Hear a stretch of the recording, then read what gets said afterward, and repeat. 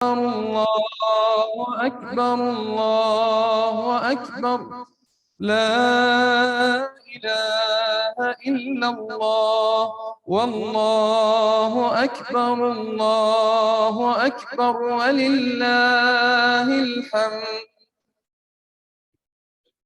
نحمده ونصلي على رسوله الكريم أما بعد فأعوذ بالله من الشيطان الرجيم بسم الله الرحمن الرحیم. السلام علیکم ورحمۃ اللہ وبرکاتہ.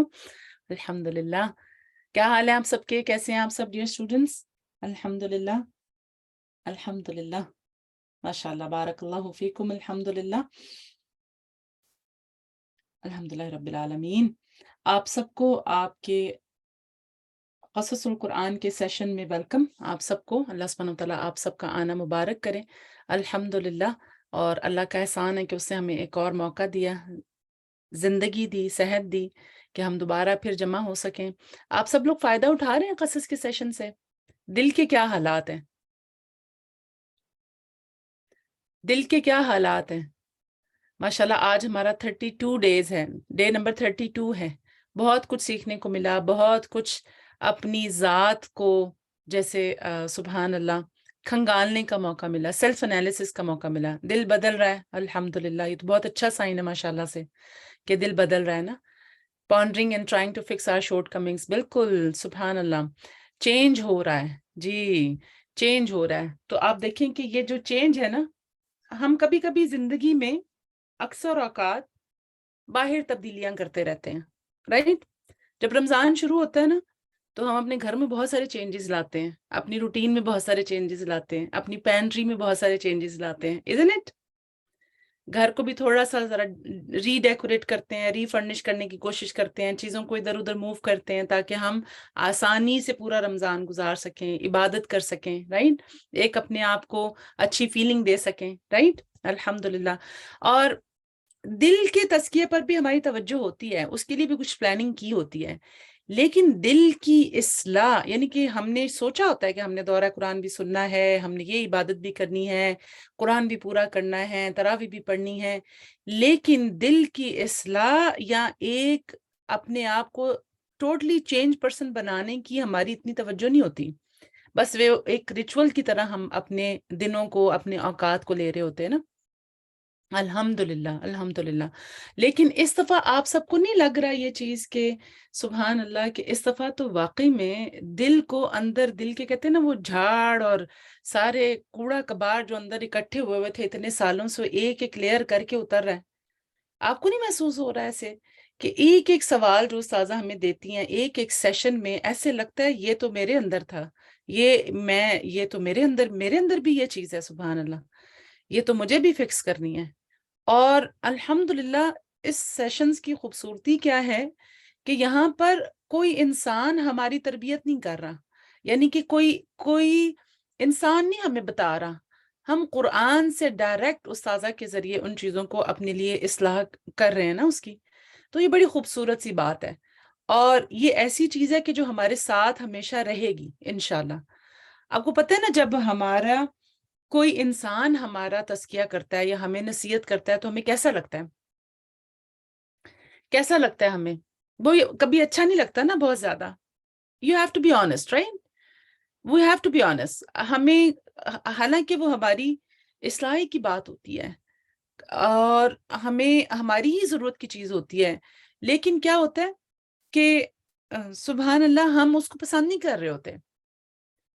فرسٹ جب ہمارا جو انسٹنٹ ریئیکشن ہوتا ہے نا ہم اس کو پسند نہیں کرتے، پھر اس کے بعد آہستہ آہستہ ہاں نہیں وہ ٹھیک کہہ رہا ہے اور وہ تو میرا خیر خواہ ہے، پھر آپ کو آہستہ آہستہ چیزیں یاد آتی ہیں اور آپ پھر تھوڑا کام ہو جاتے ہیں. لیکن آپ سب اس چیز کو نوٹ کر رہے ہوں گے کہ ایوری ڈے جب استاذہ ہمیں ذاتی جائزے کے حوالے سے جو سوال بتاتی ہیں یا پھر استاذہ ہمیں بتا رہی ہوتی ہیں کہ اس کی یہ صورت ہے، جیسے ہم اسراف کے بارے میں پڑھ رہے ہیں نا، اور کل ہم کون سی اسراف کی جو صورتیں ہم نے شروع کی ہوئی اس میں کون سی صورت کے حوالے سے پڑھ رہے تھے؟ مال کے حوالے سے پڑھ رہے تھے نا. اب جیسے جو چیزیں ہم پڑھ رہے ہوتے ہیں آپ دیکھیں کہ اس میں جو بھی استاذہ بات کر رہی ہوتی ہیں وہ بری نہیں لگتی ہے، وہ ایسے نہیں لگتا انسان انسٹنٹلی اس کو اپنے آپ کو ڈیفینڈ نہیں کر رہا ہوتا. آپ فوراً اپنے اندر جھانکتے ہیں کہ نہیں، I think this is something I have been doing too. I have to fix myself. آپ فوراً like you know you let your guard down and you accept right away. isn't it؟ یہ قرآن کی خوبصورتی ہے کہ آپ دیکھیں یہ قرآن کا معجزہ ہے کہ انسان جب قرآن سے ڈائریکٹلی چیزوں کو لیتا ہے نا اپنی ذات کے لیے تو وہ آپ کی بڑے ہی خوبصورت طریقے سے آپ کی تربیت کرتا ہے, آپ کا تزکیہ کرتا ہے, آپ کے اندر کو آپ کو رہنمائی اللہ کی طرف سے ملتی ہے نا, تو بہت ہی خوبصورت ہوتی ہے اور وہ سالڈ بھی ہوتی ہے, رائٹ, وہ سالڈ بھی ہوتی ہے, رائٹ. ایسا نہیں ہے کہ وہ آج ہو گیا کل پھر بھول گئے, ہوتی ہیں چیزیں, بھول جاتی ہیں انسان کو, لیکن انشاءاللہ اللہ سے امید ہے کہ جو ہم ابھی سمیٹ رہے ہیں, جو ہم اپنی ذات کو اصلاح, وہ جو سوراخ ہماری ذات میں ہوئے ہیں نا سارے جگہ جگہ جگہ جگہ, کبھی کسی چیز کا کبھی کسی چیز کا, اب انشاءاللہ قرآن کے مرہم سے ہم اس کو جیسے کیا کر رہے ہیں, اس کو ہم مینڈ کر رہے ہیں, اپنے دلوں کو ہم اپنے دلوں کو اس کی اصلاح کر رہے ہیں نا, تو انشاءاللہ آہستہ آہستہ اللہ سے امید ہے, کیونکہ آپ دیکھیں ان اللہ یحب المصلحین, اللہ تعالیٰ اصلاح کرنے والوں کو بھی پسند کرتے ہیں. تو ہم اپنی اصلاح جو کرنے کا کام شروع کیا ہوا استاذہ کے ساتھ, الحمدللہ اللہ تعالیٰ سے امید ہے کہ ہمیں بعد میں بھی یہ چیزیں فائدہ دیں گی. آپ سب لوگ اگر لکھ رہے ہیں نا اپنے سارے سوالوں کو اور ساری چیزوں کو, تو یہ چیزیں, یہ موتی, یہ جیمز آپ کو رمضان کے بعد بھی فائدہ دیں گے. And I would highly recommend کہ آپ ضرور جیسے بعد میں نا پڑھنا شروع کر دیں, ان کو ساتھ ہی میں پڑھنا شروع کر دیں. جو 32 ڈیز یا جتنے بھی ہمارے دن استاذہ کے ساتھ ہوں گے, ان سب کو ایک ایک دن نا بیٹھ کے ایک ایک اس کا نوٹس جو بھی آپ نے لیے ہیں نا اس کو پڑھیں, اور پڑھتے جائیں گے نا تو آپ کو یاد آتی ہیں یہ چیزیں, اور اس کا فائدہ یہ ہوگا کہ آپ کا دل کنیکٹ رہے گا, اور پھر رائٹ اوے جو بھی کورسز ہمارے اویلیبل ہوں تو اس کو آپ ضرور اویل کریں تاکہ آپ کا دل کنیکٹ رہے ان چیزوں سے نا, اصلاح کا عمل جاری رہے انشاءاللہ. یہ بتائیں کہ ہماری جو خواہشات ہوتی ہیں وہ اس کا منبع کہاں ہوتا ہے؟ خواہشیں جو ہوتی ہیں ہمارے دل میں اس کا منبع کہاں ہوتا ہے؟ دل ہوتا ہے نا, دل میں ہر چیز آتی ہے نا, ہر چیز. اور اسراف انسان کیوں کرتا ہے, کس وجہ سے ہوتا ہے؟ بہت سارا اسراف جو ہے نا, اسراف کی اصل وجہ پیچھے کیا ہوتی ہے نا, نفسی ہوتا ہے نا, خواہشات ہوتی ہیں نا, ٹو پلیز ہارٹ. یس, آپ کی ہم نے بہت ساری صورتیں بھی پڑھی ہیں, چاہے وہ حرام کا ارتکاب کرنا ہے, چاہے وہ حقوق العباد میں کمی کرنا ہے. اب انشاءاللہ ہم مال کے حوالے سے دیکھیں گے, اور مال کی کچھ چیزیں ہم نے پڑھی ہیں, کچھ آج پڑھیں گے. سب کی جڑ اصل میں کیا ہے؟ انسان کی اپنی خواہشات ہے نا. تو امام ابن القیم کا ایک قول میں آپ کے ساتھ شیئر کروں گی. اس سے پہلے اس ٹری کو اگر آپ دیکھیں, اس پکچر کو دیکھیں, تو یہ جو چیز ہے نا, کچھ سمجھ میں آ رہا ہے آپ کو؟ اس کو دیکھ کر آپ اس کو اپنے دل سے ریلیٹ کر پا رہے ہیں؟ اگر آپ اس کو اپنے دل سے ریلیٹ کریں تو یہ جو نکلنے والی برانچز ہے نا, it depends on the root, right. ہمارے دل میں جو چیز غالب ہوگی نا, اس کے مطابق یہ ایکسٹینشن ہے, اس کے مطابق یہ اسٹرینتھ ہے. اگر ہمارے دل میں ایمان ہے تو یہ آپ کی تقویٰ کی وہ ہو سکتی ہے برانچ, آپ کی یہ اچھے حسن اخلاق کی ہو سکتی ہے, آپ کی صدقہ کی ہو سکتی ہے, اور اسی طرح آپ دیکھیں سنت, اطاعت, یہ ساری چیزیں آپ کی ہو سکتی ہیں. لیکن اگر یہاں پر کمی ہے نا, یہاں پر روٹ میں, دل میں اگر کچھ اور چیز غالب ہے نا, تو پھر یہ حسد ہو سکتا ہے, تکبر ہو سکتا ہے, ظلم ہو سکتا ہے, کبر ہو سکتا ہے, برا اخلاق ہو سکتا ہے, بد زن ہو سکتا ہے, بدگمانی ہو سکتی ہے. ساری کی ساری جڑ جو ہے نا وہ دل ہے. اور اسراف کو بھی آپ اسی سے سمجھ سکتے ہیں کہ انسان پھر جو یہاں پر ہے نا, اس کے مطابق وہ چیز آپ کے غالب ہوتی جائے گی, اور وہ تناور ہوتی جائے گی, اور وہ اسٹرینتھ پاتی جائے گی, اور وہی پھر آپ کو پھل بھی ملے گا. وہی چیز, اسی کے سائے میں آپ اپنی زندگی گزاریں گے, اور اپنی آخرت بھی اسی کے مطابق آپ کی ہوگی نا. تو اللہ سبحانہ وتعالی ہم سب کو اپنے دلوں کو درست کرنے کی توفیق عطا فرمائے. امام ابن القیم رحمہ اللہ فرماتے ہیں کہ اپنا محاسبہ کرنا دل کے علاج کے لیے بہت اہم ہے, اور اس سے دل صحیح راہ پہ قائم رہتا ہے. اور فرماتے ہیں کہ دل کی بربادی کا سبب ہے خود احتسابی میں سستی کرنا اور دلی خواہشات کی پیروی کرنا. تو اب آپ دیکھیں کہ یہ جو الحمدللہ قصص کے ذریعے اللہ تعالیٰ نے ہمیں توفیق دی ہے, موقع دیا ہے نا اپنے آپ کو سیلف انالیسس کرنے کا اور اپنی محاسبہ کرنے کا, یہ بڑا ہی زبردست ہے, اور اس عمل کو اللہ تعالیٰ ہمیں جاری رکھنے کی توفیق عطا فرمائے. آج کے لیسن کی جو ہائی لائٹس ہیں دیکھ لیتے ہیں ہم لوگ. الحمدللہ مال میں جو اسراف تھا اس کو ہم لوگ, اس کی کچھ صورتیں دیکھ رہے تھے. آج اسی چیز کو سازہ کنٹینیو کریں گی. کھانے اور پینے میں اسراف, گفتگو میں اسراف اور لوگوں کے ساتھ معاملہ کرنے میں زیادتی اور اسراف، اور پھر اس کے بعد اپنا ذاتی جائزہ۔ تو انشاءاللہ شروع کرتے ہیں۔ بسم اللہ الرحمن الرحیم۔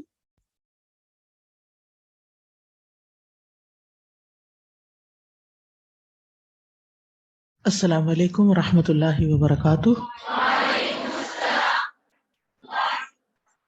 کیا حال ہے سب کا؟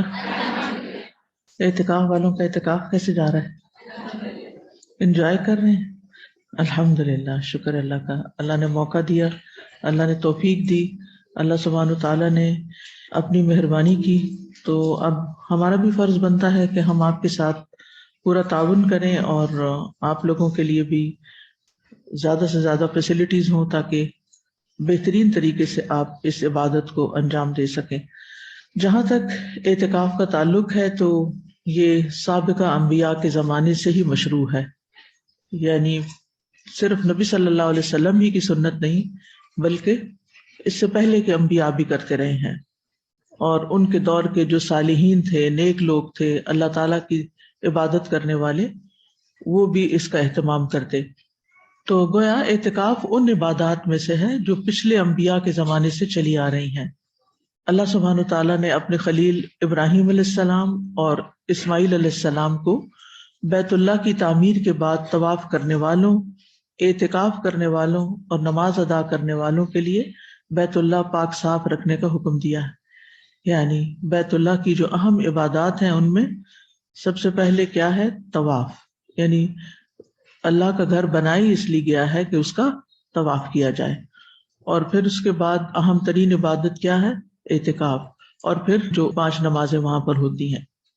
تو گویا طواف اور نماز کی طرح جو عام دنوں میں ہوتا رہتا ہے وہاں پر، اعتکاف بھی اللہ تعالیٰ کے قرب کا خاص ذریعہ ہے۔ جیسا کہ آپ جانتے کہ اعتکاف نہ فرض عبادت ہے نہ واجب ہے، بلکہ ایک مسنون عبادت ہے، یعنی ایک نفلی عبادت ہے، آپ یوں کہہ سکتے ہیں۔ اور جیسا کہ آپ جانتے ہیں کہ جب بندہ اپنے فرائض ادا کرتا ہے تو اللہ تعالیٰ کا قرب پاتا ہے، اور جب بندہ نفل ادا کرتا ہے اور نفل کی کثرت کرتا ہے تو اس سے اللہ تعالیٰ کی محبت ملتی ہے۔ تو اللہ کی محبت پانے کے لیے نوافل کا کثرت سے اہتمام کیا کریں، چاہے نماز کے ہوں، چاہے دیگر عبادات میں، چاہے نفلی روزے ہوں یا اعتکاف ہو یا کوئی بھی عبادت جو فرض نہیں ہے ہم پر، کیونکہ بہت سے لوگ صرف فرض پر اکتفا کرتے ہیں، فرض پڑا اور جانماز لپیٹی اور اٹھ گئے۔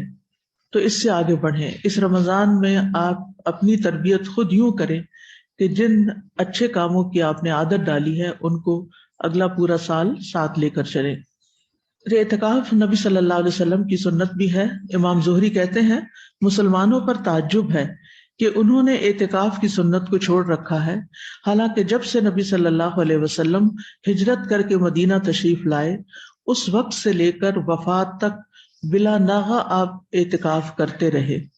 حالانکہ نبی صلی اللہ علیہ وسلم ہم سب سے زیادہ مصروف انسان تھے، اہم ترین امور کو انجام دے رہے تھے، اور آپ کی زندگی میں کچھ کام ایسے تھے جن کو آپ کرتے تھے کبھی اور کبھی نہیں بھی کرتے تھے، لیکن اعتکاف ان کاموں میں سے ہے جنہیں آپ نے کبھی نہیں چھوڑا۔ ایک سال جب کسی وجہ سے آپ نہ کر سکے تو اگلے سال 20 دن کا اعتکاف فرمایا۔ اعتکاف کی اصل روح کیا ہے؟ اعتکاف کیوں کیا جائے؟ اعتکاف سے کیا حاصل کرنا چاہیے؟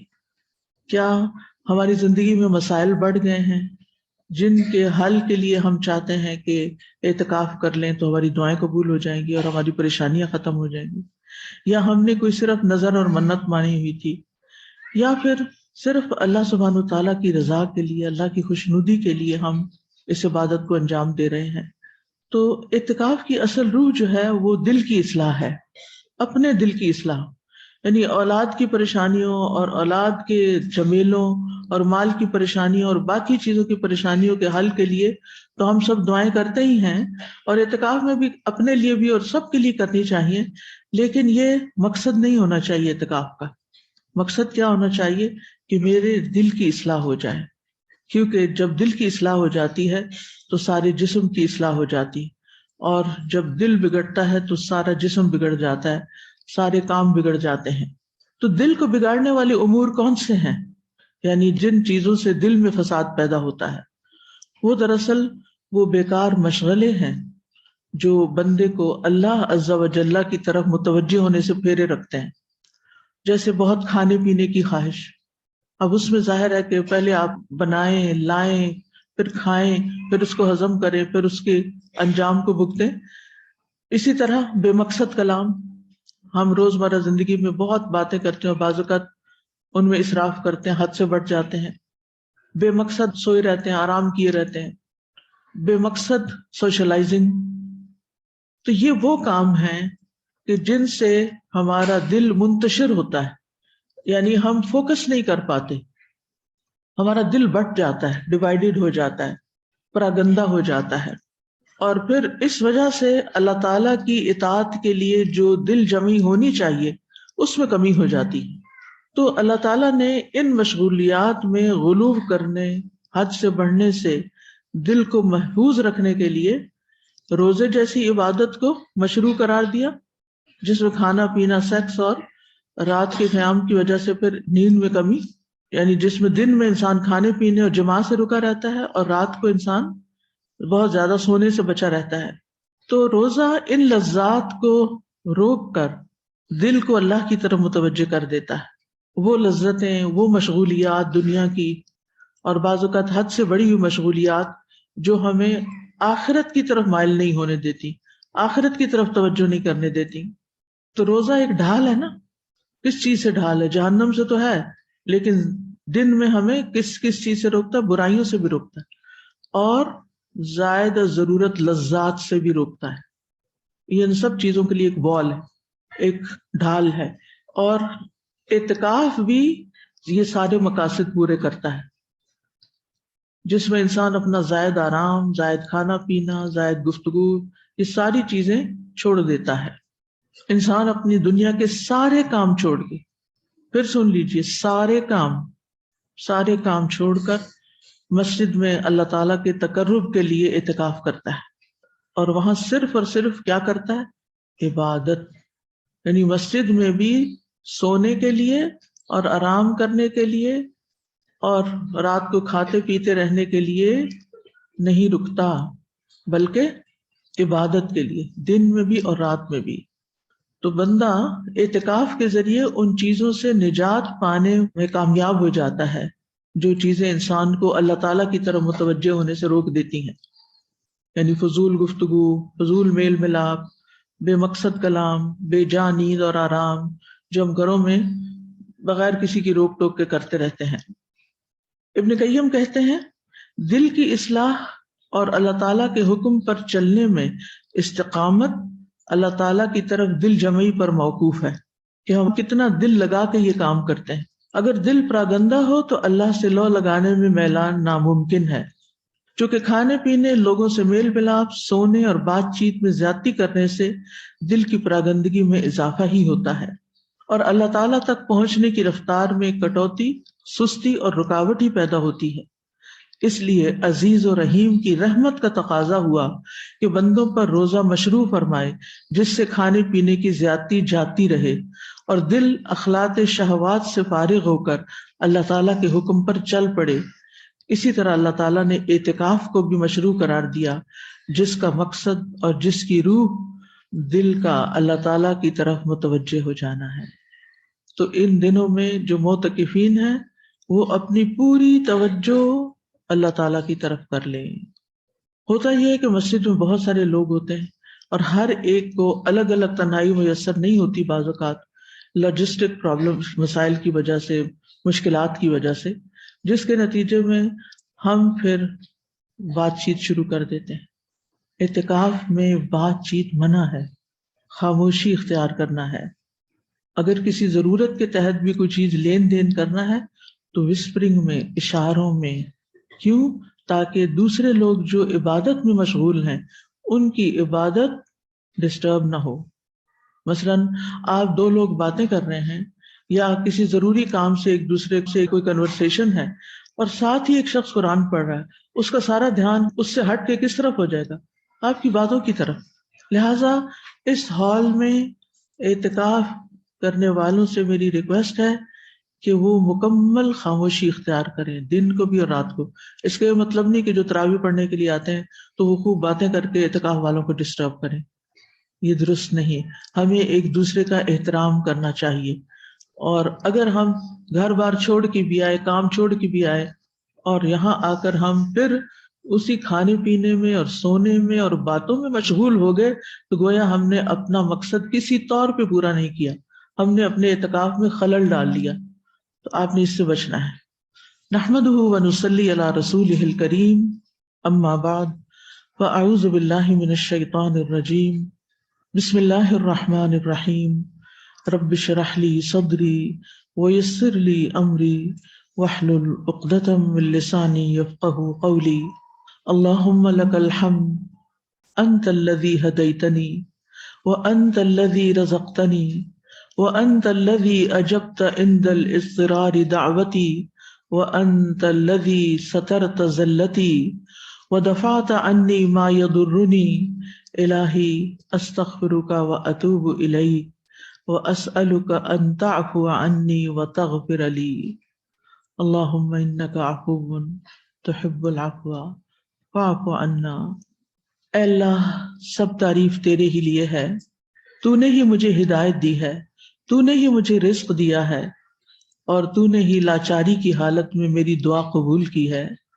تو نے ہی میری لغزش پہ پردہ ڈالا ہے اور مجھ سے اس چیز کو دور کر دیا جو مجھے تکلیف دیتی ہے. اے میرے معبود، میں تجھ سے بخشش طلب کرتی ہوں اور تیری بارگاہ میں توبہ کرتی ہوں، اور میں تجھ سے سوال کرتی ہوں کہ تو مجھ سے درگزر فرمائے اور میرے گناہوں کو معاف فرما دے. نحن نقص عليك أحسن القصص بما أوحينا إليك هذا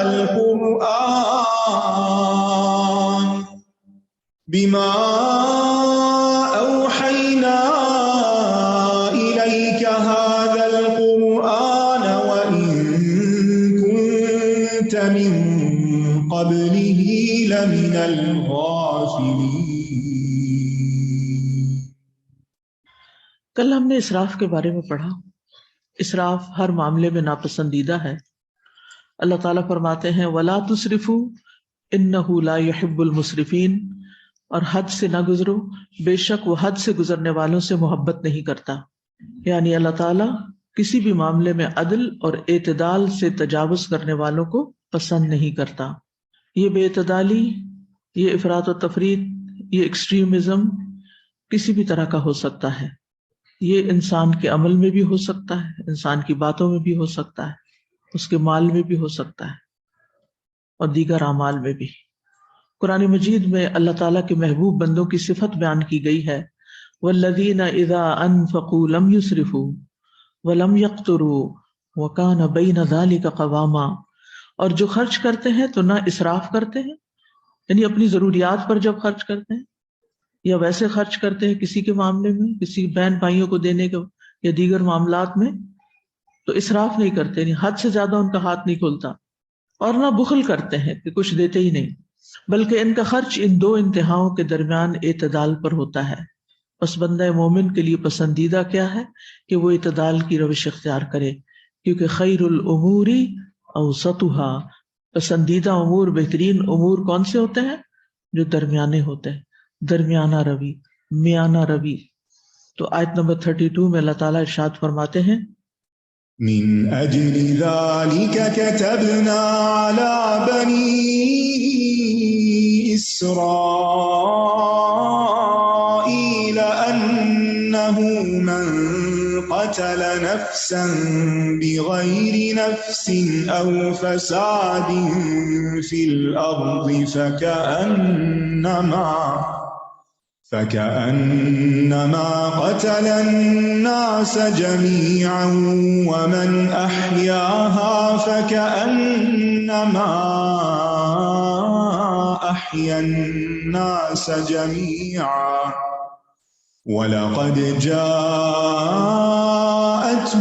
رسلنا بالبينات ثم إن كثيرا منهم إنهم بعد ذلك في الأرض لمسرفون.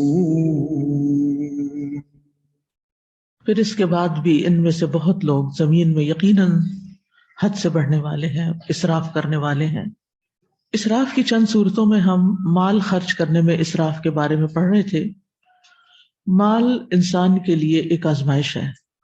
اللہ تعالیٰ فرماتے ہیں وَاعْلَمُوا أَنَّمَا أَمْوَالُكُمْ وَأَوْلَادُكُمْ فِتْنَةٌ وَأَنَّ اللَّهَ عِندَهُ أَجْرٌ عَظِيمٌ. اور جان لو کہ تمہارے مال اور تمہاری اولاد ایک آزمائش کے سوا کچھ نہیں، اور یقیناً اللہ کے پاس بہت بڑا اجر ہے. یعنی اگر تم اس امتحان میں کامیاب ہو گئے. آزمائش کس طرح ہے کہ ہم بہت زیادہ ان کی طرف جھک جاتے ہیں، اور ان کی طرف جھکنے کی وجہ سے اللہ تعالیٰ اور بندوں کے حقوق صحیح طور پر ادا نہیں کرتے. جب ہمارے رویوں میں بے اعتدالی آ جاتی ہے، چاہے وہ رشتوں کے معاملے میں ہو یا پھر مال کے معاملے میں، کمانے کے یا خرچ کرنے کے. مال زندگی کو قائم کرنے کا ذریعہ ہے، لہٰذا اس کی حفاظت ضروری ہے. قرآن مجید میں اللہ تعالیٰ فرماتے ہیں وَلَا تُؤْتُوا السُّفَهَاءَ أَمْوَالَكُمْ الَّتِي جَعَلَ اللَّهُ لَكُمْ قِيَامًا. اور تم اپنے مال نادان بچوں کے حوالے مت کرو، نادانوں کو مت دو، یعنی ناسمجھ لوگوں کے حوالے اپنا مال مت کرو.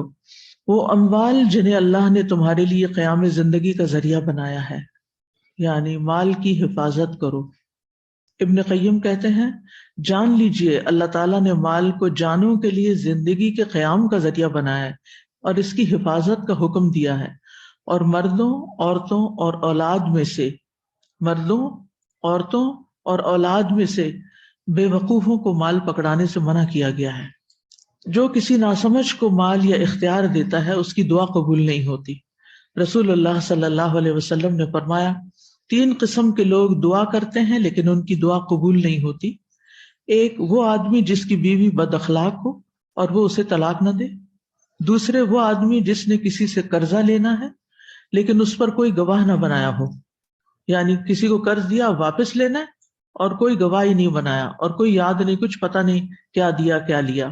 تیسرے وہ آدمی جس نے بے وقوف مال کا انتظام کرنے کی صلاحیت نہ رکھنے والے چھوٹے بچے یا نا تجربہ کار اکاؤنٹنٹ کو رکھ لیا، یا کوئی بھی ایسا بندہ جس کے حوالے اس نے اپنا مال کیا ہوا اور اس کو سنبھالنا ہی نہیں آتا. حالانکہ اللہ سبحانہ وتعالیٰ نے فرمایا ہے وَلَا تُؤْتُوا السُّفَهَاءَ أَمْوَالَكُمْ، کیونکہ کیا ہوگا ناسمجھ بچے کو آپ لاکھوں بھی کاروبار کرنے کے لیے دیں گے تو سارے کا سارا کیا کرے گا؟ دبو کے رکھ دے گا، کچھ کما نہیں سکے گا اس میں سے. تو بعض اوقات ایسا لگتا ہے نا جیسے شاید ہم بچوں پہ ظلم کر رہے ہیں، وہ اتنا ہم سے مانگ رہے ہیں کہ ہمیں اتنے پیسے دے دیں، یہ چیز دے دیں، وہ دے دیں تاکہ ہم یہ کام کر سکیں. اور ماں باپ کو زیادہ پتہ ہوتا ہے کہ بچے کی صلاحیت کیا ہے اور وہ کیا کر سکتا اور کیا نہیں کر سکتا. تو مال کی حفاظت ہمارے دین کا ضروری حصہ ہے، حتیٰ کہ مال کی حفاظت کرتے ہوئے جان دینے والا کیا کہلاتا ہے؟ شہید کہلاتا ہے. تو مال ضائع کرنا اللہ تعالیٰ کو پسند نہیں. رسول اللہ صلی اللہ علیہ وسلم نے فرمایا بے شک اللہ نے تمہارے لیے 3 چیزوں کو ناپسند کیا ہے. قیل و قال، ہی سیڈ شی سیڈ، اس نے کہا پتہ ہے وہ کیا کہہ رہا تھا، ایسے ویسے فضول کی باتیں ادھر ادھر کی. دوسرے مال کو ضائع کرنا، اور تیسرے کثرت سوال. کثرت سوال کیا ہے؟ یعنی آپ نے کسی سے ایک دین کا مسئلہ پوچھا، بات پوری ہوگی، اس نے اس میں سے کچھ اور نکال لیا، بال کی کھال، پھر دوبارہ سوال کر دیا، اس کا جواب دیا تو ایک اور نکال لیا، وہ جواب دیا تو ایک اور نکال لیا، اور جو چیزیں پیش ہی نہیں آئیں ان کے بارے میں سوال ہو رہا ہے. کسی نے مجھ سے رات ہی کوئی سوال کیا اعتکاف کے بارے میں، تو میں نے کہا اعتکاف تو اب شروع ہو گیا، اب اس سوال کا مقصد کیا ہے؟ یعنی جو چیز ہماری ضرورت نہیں. اور اگر آپ صرف علم حاصل کرنے کے لیے جاننا چاہتے ہیں تو پھر باقاعدہ علماء کی مجلس اختیار کریں، باقاعدہ تعلیم حاصل کریں. ادھر ادھر کی رینڈم معلومات جمع کرتے رہنے سے معاملہ نہیں بنتا، زندگی میں صحیح طور پر انسان عمل نہیں کر سکتا. اور بلا وجہ میں دوسروں سے سوال کر کر کے ان کو تنگ نہیں کرنا چاہیے. تو یہ تو علم کے معاملے میں ہے. اور اسی طرح مال کے معاملے میں یا کسی بھی چیز کے معاملے ہر روز دوسرے سے مانگنے آ جانا، تو اس چیز کو بھی ہمارے دین نے ناپسند کیا ہے. انسان اپنی چادر دیکھ کے پاؤں پھیلائے، نہ کہ دوسروں سے مانگ مانگ کے کھائے. پھر آپ دیکھیے کہ مال ضائع کرنے کی کئی صورتیں ہیں. جیسے کل میں نے کچن کی مثال دی تھی آپ کو کہ کیا کیا چیزیں اس میں ویسٹ ہوتی ہیں. برتن دھوتے ہوئے جب ہمیں سلیقہ نہیں ہوتا تو برتن کیسے دھوتے ہیں. بعضوں کو میں نے برتن دھوتے دیکھا کہ برتن ایک طرف سائڈ پہ پڑے, ایک گلاس اٹھایا, اس کو صابن لگایا, صابن رکھا, پورا اس کو دھویا, وہ گلاس رکھا, پھر صابن اٹھایا, اگلے کو لگایا. اب آپ سوچئے کیا ہوگا نتیجہ, کتنا صابن جائے گا, کتنا پانی جائے گا اور کتنا وقت جائے گا. کیا کریں اس میں, سارے گلاسز ایک طرف رکھ لیں, ساری پلیٹس ایک طرف رکھ لیں, چمچ ایک طرف رکھ لیں. جس طرح ٹاپ ٹیبل سے اٹھاتے ہیں, دسترخوان سے اٹھاتے ہیں, اسی وقت اٹھائیں اس طرح کہ وہ الگ الگ ہو جائے. سب سے پہلے کون سا دھوئیں, گلاس ہے. الحمدللہ عقل ہے آپ لوگوں کو, لیکن کچھ لوگوں کو واقعی نہیں ہے. یہ میرا پرسنل ایکسپیرینس ہے. کبھی پلیٹ دھو لیتے ہیں, کبھی گلاس دھو لیتے ہیں, کبھی چمچ دھو لیتے ہیں, کبھی ہنڈیاں دھونے لگ جاتے ہیں, کبھی کچھ کرتے ہیں, کبھی کچھ. اس قدر ناسمجھی اور اس قدر اسراف. ایسی ہی عورتیں گھر بننے نہیں دیتی, وہ ہر چیز مال ضائع کر دیتی ہیں شوہر کا. یعنی آپ کو ابھی تک اتنا ایک بیسک کام جو ہر کھانے پینے والے انسان کا یا ہر عورت کی ایک بیسک ذمہ داری, چاہے اس کے پاس کتنے بھی سروینٹس ہوں, لیکن ان سے بھی کام لینا جبھی آتا ہے جب آپ کو خود کرنا آتا ہو. اس پھوڑ پن سے ہر لڑکی کو نکلنا چاہیے اور باقاعدہ یہ علم سیکھنا چاہیے. پہلے وہ چھٹی جماعت میں ایک سبجیکٹ ہوتا ہے امور خانہ داری, اور وہ صرف ہوم اکنامکس والوں کو پڑھا دیتے ہیں. میں سمجھتی ہوں ہر لڑکی کو پڑھانا چاہیے, کیونکہ ہر لڑکی نے گھر بنانا ہے نا. اور اگر آپ نے گھر نہیں بنانا اور صرف جابس کرنی ہے اور مردوں کی طرح زندگی بسر کرنی ہے تو پھر تو بات نہیں بنے گی, پھر تو آپ نے اپنی ذمہ داریاں نہیں نبھائی. لہٰذا چاہے آپ دین کا کام کریں یا کوئی اور کام کریں, آپ کو گھر چلانا پورا آنا چاہیے, سلیقہ مند ہونا چاہیے. دین پڑھی ہوئی لڑکی کو کبھی پھوڑ نہیں ہونا چاہیے, بد سلیقہ نہیں ہونا چاہیے, ورنہ اس کا سب پڑھا لکھا پانی میں جائے گا. کوئی اس کی قدر نہیں کرے گا, کوئی اس کی بات نہیں سنے گا, کیونکہ اس کو کوئی طریقہ ہی نہیں آتا زندگی گزارنے کا. تو اس طریقے سے اسراف ہوتا ہے. ایک تیلی بچانے کے لیے گھنٹوں گیس کو کھلا چھوڑے رکھتے. ایک تیلی کی قیمت کیا, اور وہ جو گیس جل کے بل بن رہا ہے اس کی قیمت کیا ہے. اور وہ جو نیچرل ریسورسز جو اللہ نے استعمال کے لیے بنائے, اللہ نے استعمال کی لیے وہ آپ محض اپنی سستی سے بس ان کو ضائع کیے چلے جا رہے ہیں. اسی طرح اب طرح طرح کے ڈٹرجنٹس آ گئے ہیں, طرح طرح کے واش روم دھونے والی چیزیں اور کپڑے دھونے والی چیزیں. اب ان کا استعمال بھی کیسے ہوتا ہے. کیا ہر روز آپ کو ڈٹرجنٹس اور یہ سارے سوپس اور ہر چیز استعمال کرنی چاہیے واش روم میں؟ نہیں, ہر روز ضرورت نہیں ہوتی. ہر روز کپڑے دھونے لگ جانا چاہیے؟ نہیں. یعنی اپنی صفائی کے معاملات میں بھی حد سے بڑھ جانا. ٹھیک ہے, اگر آپ کو ہر روز نہانے کی ضرورت ہے تو آپ جھاڑ کے کپڑا پہلے دن والا بھی پہن سکتے ہیں, اللہ یہ کہ آپ ایکسٹریم سویٹنگ کرتے ہیں, وہ تو ایک اور بات ہے نا کہ آپ سے کسی کو اذیت نہ ہو. اسی طرح باقی تمام چیزوں میں ضرور یہ دیکھیے دو چیزیں آ رہی, ایک نافرمانی اسراف کی اور دوسرے یعنی ضائع کرنے کی, کہ آپ ضائع بھی کر رہے ہیں اور آپ اسراف بھی کر رہے ہیں. اسی طرح یہ بھی دیکھا گیا کہ بعض خواتین صرف جاب اس لیے کر رہی ہیں, ان کی ضرورت نہیں ہے, ان کے ہسبینڈ اچھا بھلا کماتے ہیں, ان کے بچے چھوٹے ہیں, ان کو ان پہ توجہ دینی چاہیے, لیکن اس کی بجائے وہ کیا کرتی ہیں, تو بچے کسی کے حوالے کیے اور صرف اس مقصد کے لیے جاب کری کہ زیادہ پیسے آئیں تاکہ ہم اپنی مرضی کے برانڈز خرید سکیں, اپنی مرضی کے جوتے اور پرس خرید سکیں. کیا یہ ضروریات زندگی میں سے ہے جس کے لیے ہم اپنی زندگی کا ایک قیمتی حصہ لگا رہے ہیں اور اپنے بچوں کو اگنور کر رہے ہیں؟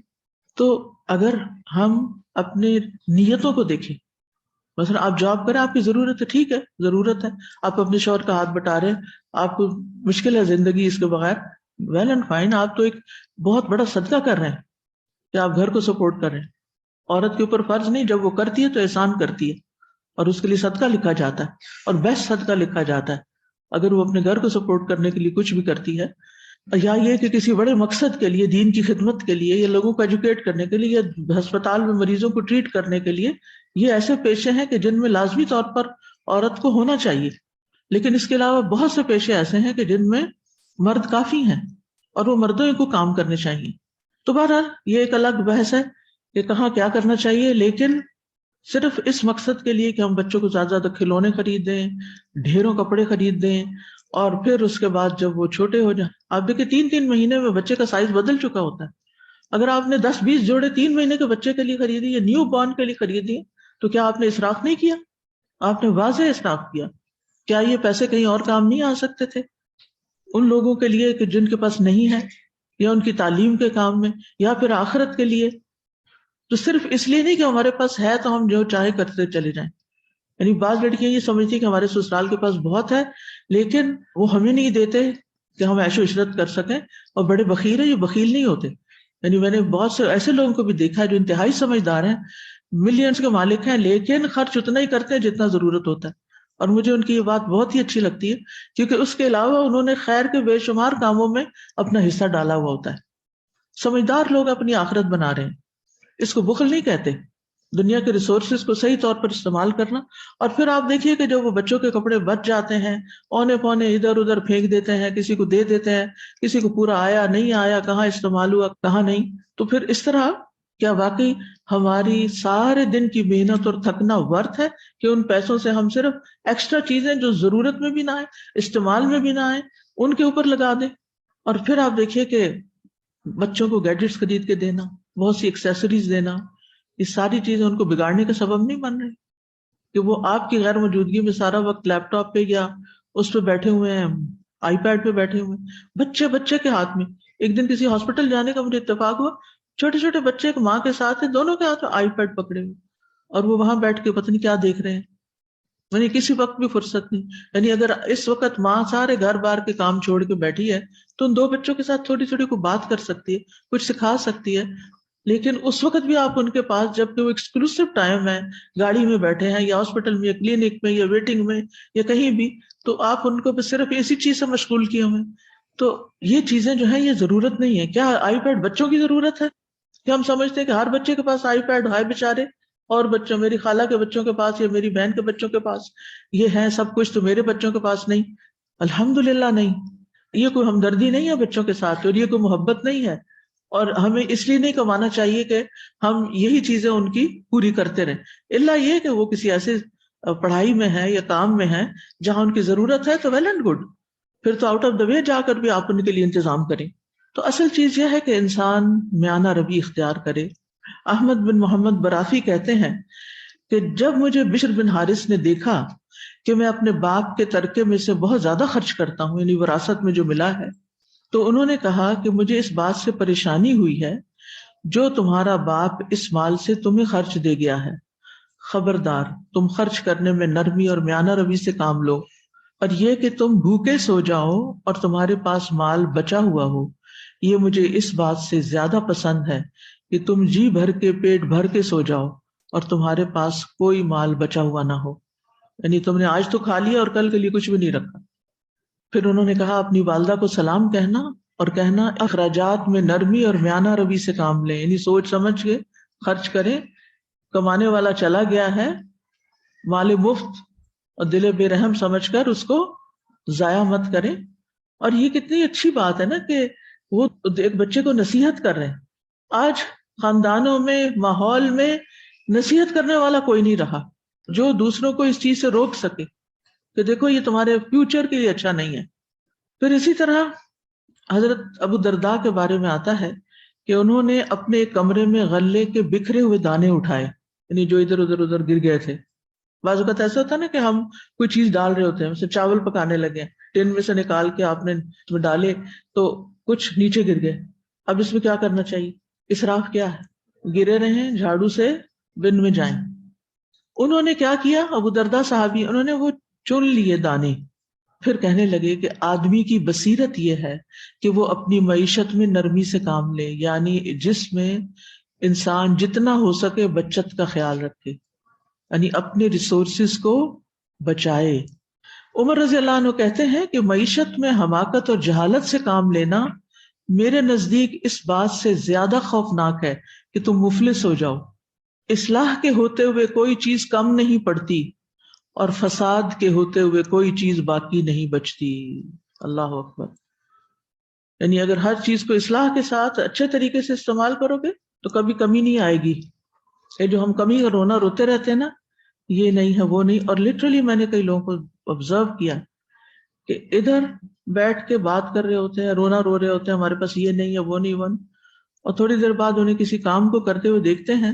جیسے میڈز ہی آپ دیکھیں گھر میں جب آتی ہیں تو کیا کرتی ہیں، ایک طرف خوب رونا روتی ہیں کہ گھر میں کیا کیا مسائل ہیں، کھانے کو نہیں، پہننے کو نہیں. دوسری طرف جب آپ ان کو کوئی کام کرنے کے لیے دیتے ہیں تو بے تحاشا آپ کی چیزیں ضائع کر کے چلی جاتی ہیں. تو فساد کے ساتھ کوئی چیز بچتی نہیں ہے. پھر اگر وہ آپ کے گھر میں فساد کر رہے ہیں تو اپنے ریسورسز کو بھی ایسے ہی استعمال کر رہے ہوں گے. تو کسی بھی چیز کی کمی کا رونے کی بجائے بہتر ہے اس کو طریقے سے استعمال کریں، اتنا استعمال کریں کہ جس سے آپ کا گزارا چل جائے. خالی مہنگائی کا رونے سے بات نہیں بنے گی. اب بھی آپ دیکھیں ایک طرف وہ لوگ ہیں جو مہنگائی کا خوب رونا رو رہے ہیں اور دوسری طرف حد سے بڑے ہوئے اسراف کرنے والے لوگ موجود ہیں جہاں پتہ ہی نہیں چلتا کہ یہاں کوئی مہنگائی نام کی چیز بھی ہے. تو یہ ہمارے ایکسٹریم رویے ہیں اور یہ ایکسٹریمزم ہی اسراف ہے. اس سے ہمیں نکلنا ہوگا. نہ کمی کا بہت زیادہ گلا شکوہ کہ یہ نہیں ہے وہ نہیں ہے، کیونکہ یہ ناشکرے پن میں آتا ہے.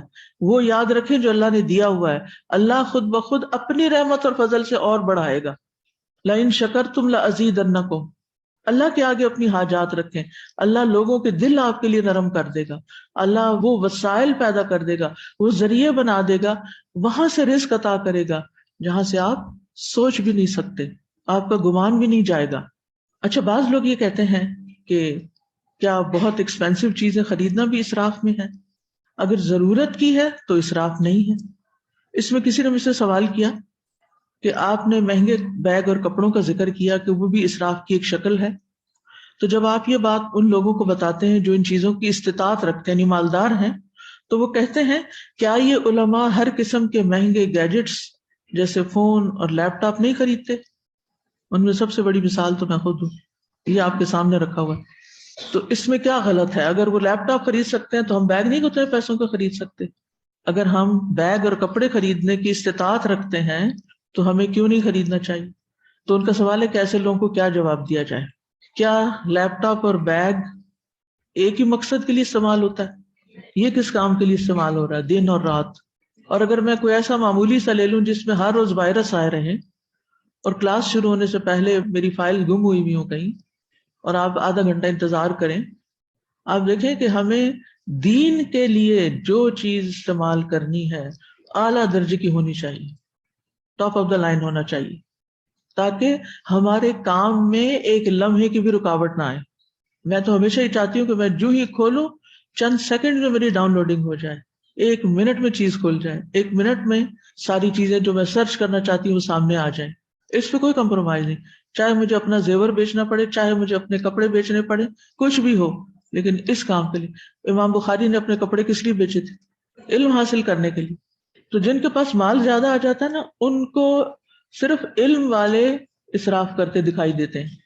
اس وقت جو میرے پاس فون ہے الحمدللہ لیٹسٹ فون ہے، سب سے لیٹسٹ، لیکن ابھی بھی بعض اوقات وہ سٹک ہو جاتا ہے کیونکہ اتنے زیادہ میسیجز ہوتے ہیں، اتنی زیادہ چیزیں کرنے والی ہوتی ہیں، اور ساری الحمدللہ وہ لوگوں کے فائدے کی ہوتی.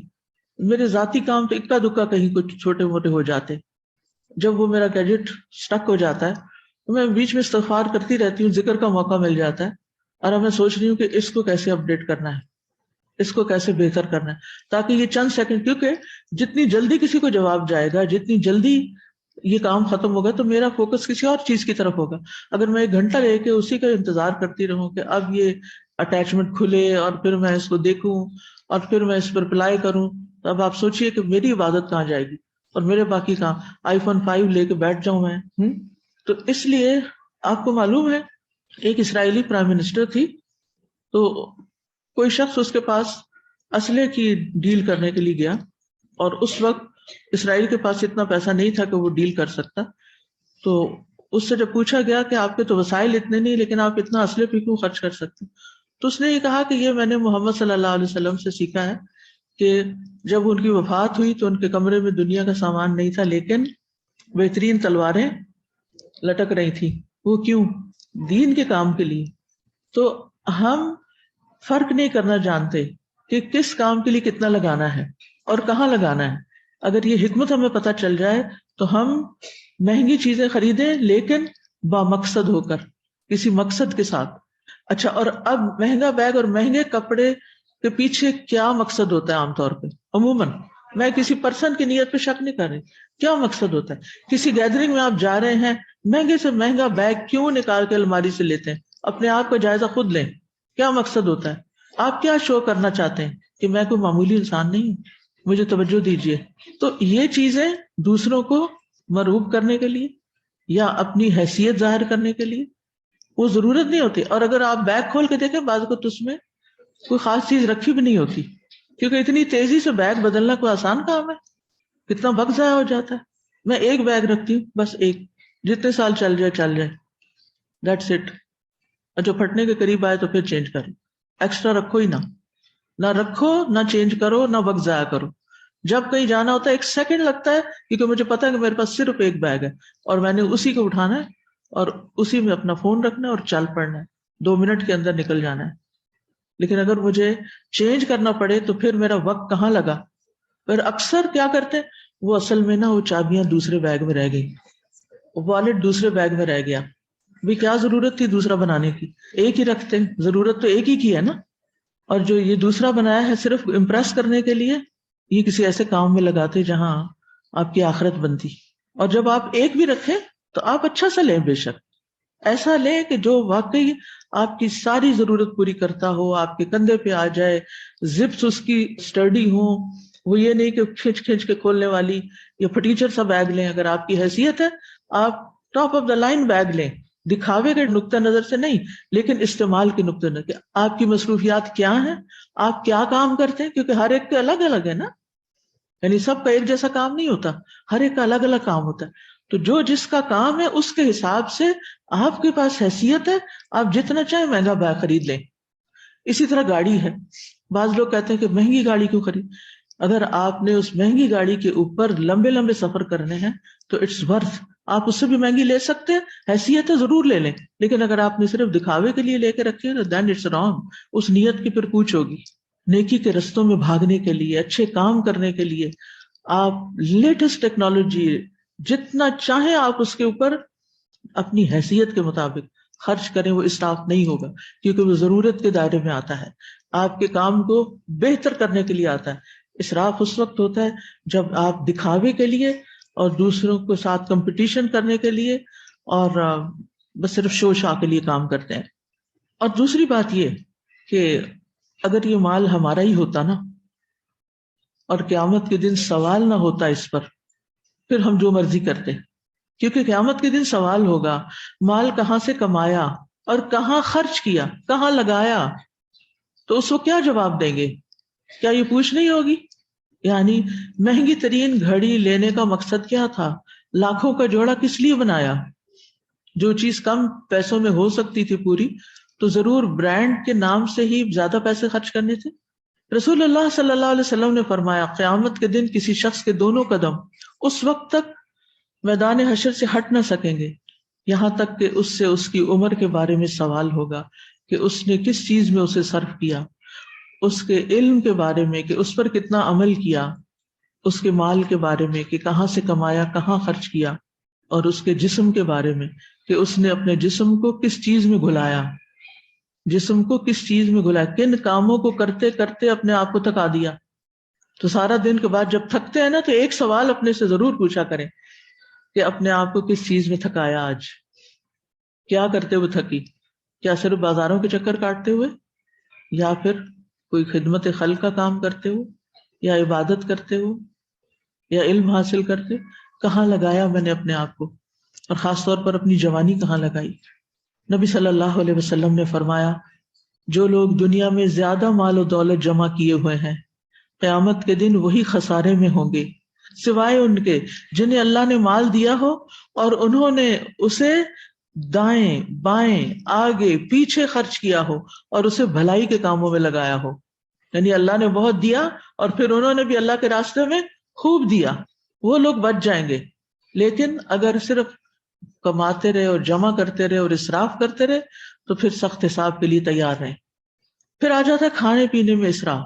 اس میں سب سے پہلی بات تو یہ کہ انسان وہ چیز کھائے جو اس کے لیے حلال نہ ہو, یا پھر اس کی صحت کے لیے نقصان دہ ہو, یا پھر جو اس کے لیے حلال ہو اور وہ ضرورت سے زیادہ مقدار میں کھا لے. حلال ہے, طیب ہے, کھا سکتے ہیں، صحت کو بھی نقصان نہیں، لیکن کتنا کھا لیا؟ ڈھیروں کھا لیا، زیادہ سے زیادہ کھا لیا۔ حضرت عمر رضی اللہ عنہ کہتے ہیں فضول خرچی کے لیے، اسراف کے لیے یہی کافی ہے، کفا بالمرء سرفا ان یأکل کل ما اشتہا، کہ انسان جس چیز کی خواہش کرے اس کو کھانا شروع کر دے۔ اب تو اور بھی زیادہ فتنہ ہو گیا۔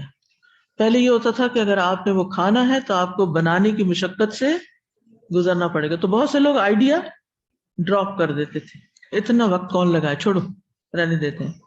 اب کیا ہوتا ہے؟ صرف آرڈر کرنا ہے۔ اچھا، پہلے یہ ہوتا تھا جا کے لانا پڑتا تھا یا جا کے کھانا پڑتا تھا، اب کیا ہے؟ بائکیا کروائیں اور گھر پہ منگا لیں۔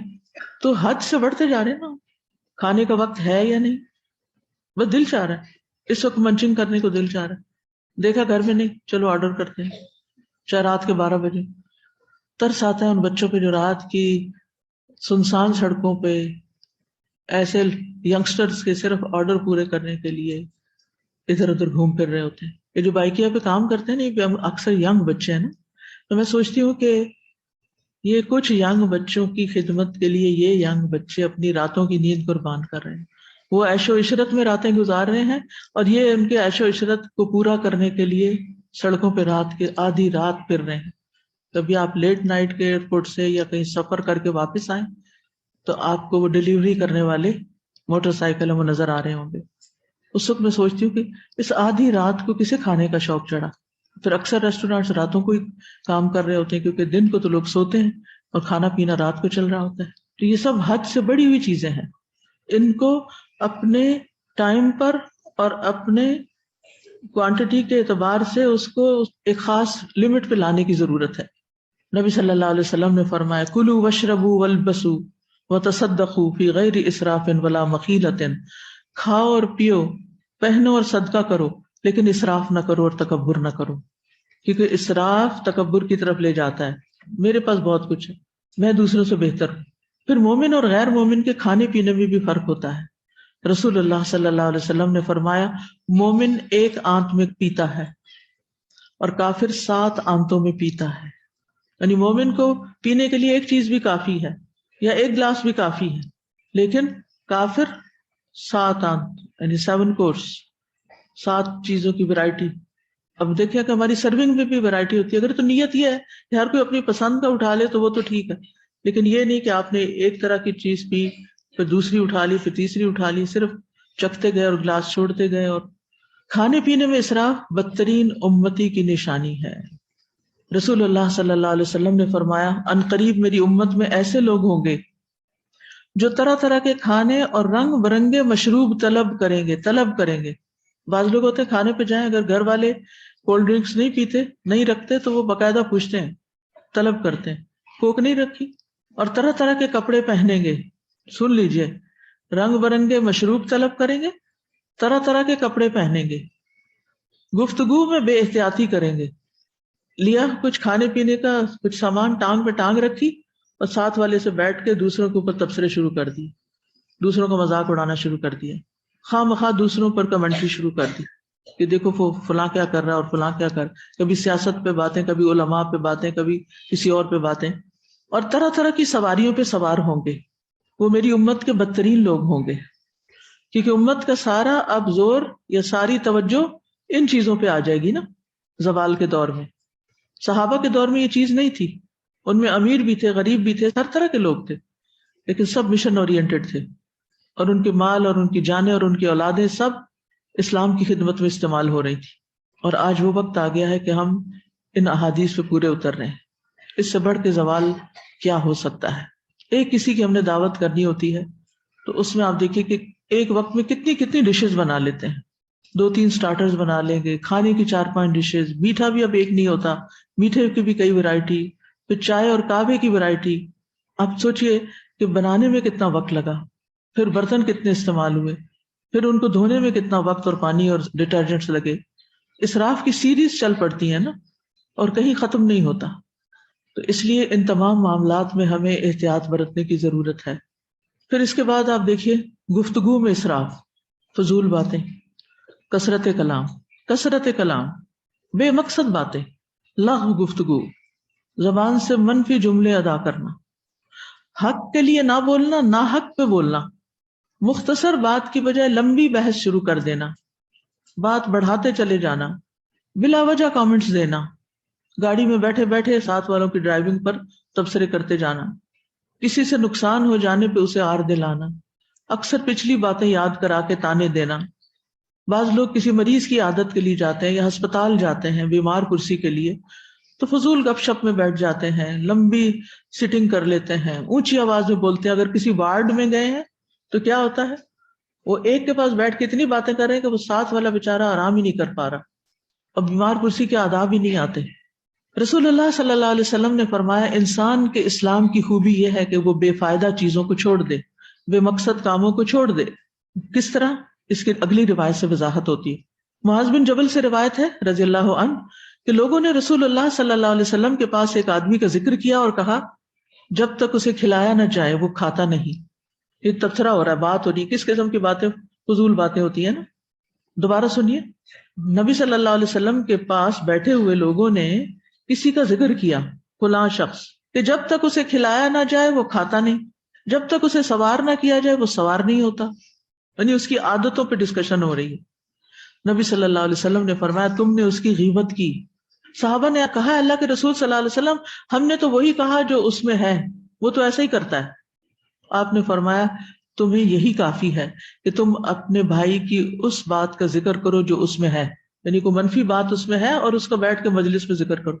اب اس معیار پہ ہم اپنی گفتگو کو پرکھیں کہ ہم لوگوں کے بارے میں ان کی غیر موجودگی میں کس قسم کی باتیں کرتے ہیں، اور بعض اوقات کتنی لمبی کر جاتے ہیں، لغو اور بیکار کی باتیں۔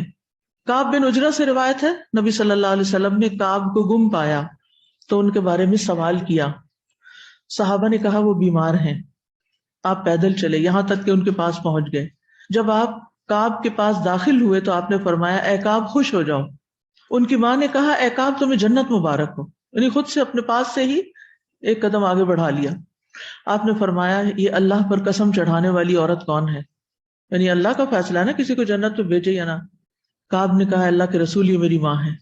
آپ نے فرمایا اے ام کعب تجھے کیا معلوم شاید کعب نے کوئی بے مقصد بات کہی ہو، بے مقصد بات کہی ہو۔ استغفر اللہ، ہمارا کوئی دن خالی جاتا ہے کہ ہم بے مقصد باتیں نہ کریں، یا کسی ایسی چیز سے روکا ہو جو اسے غنی نہ کرتی ہو، یا کسی ایسی چیز سے روکا ہو یعنی دیا نہ ہو کسی کو کہ جس کو رکھ کے اس کو خود بھی کوئی فائدہ نہیں۔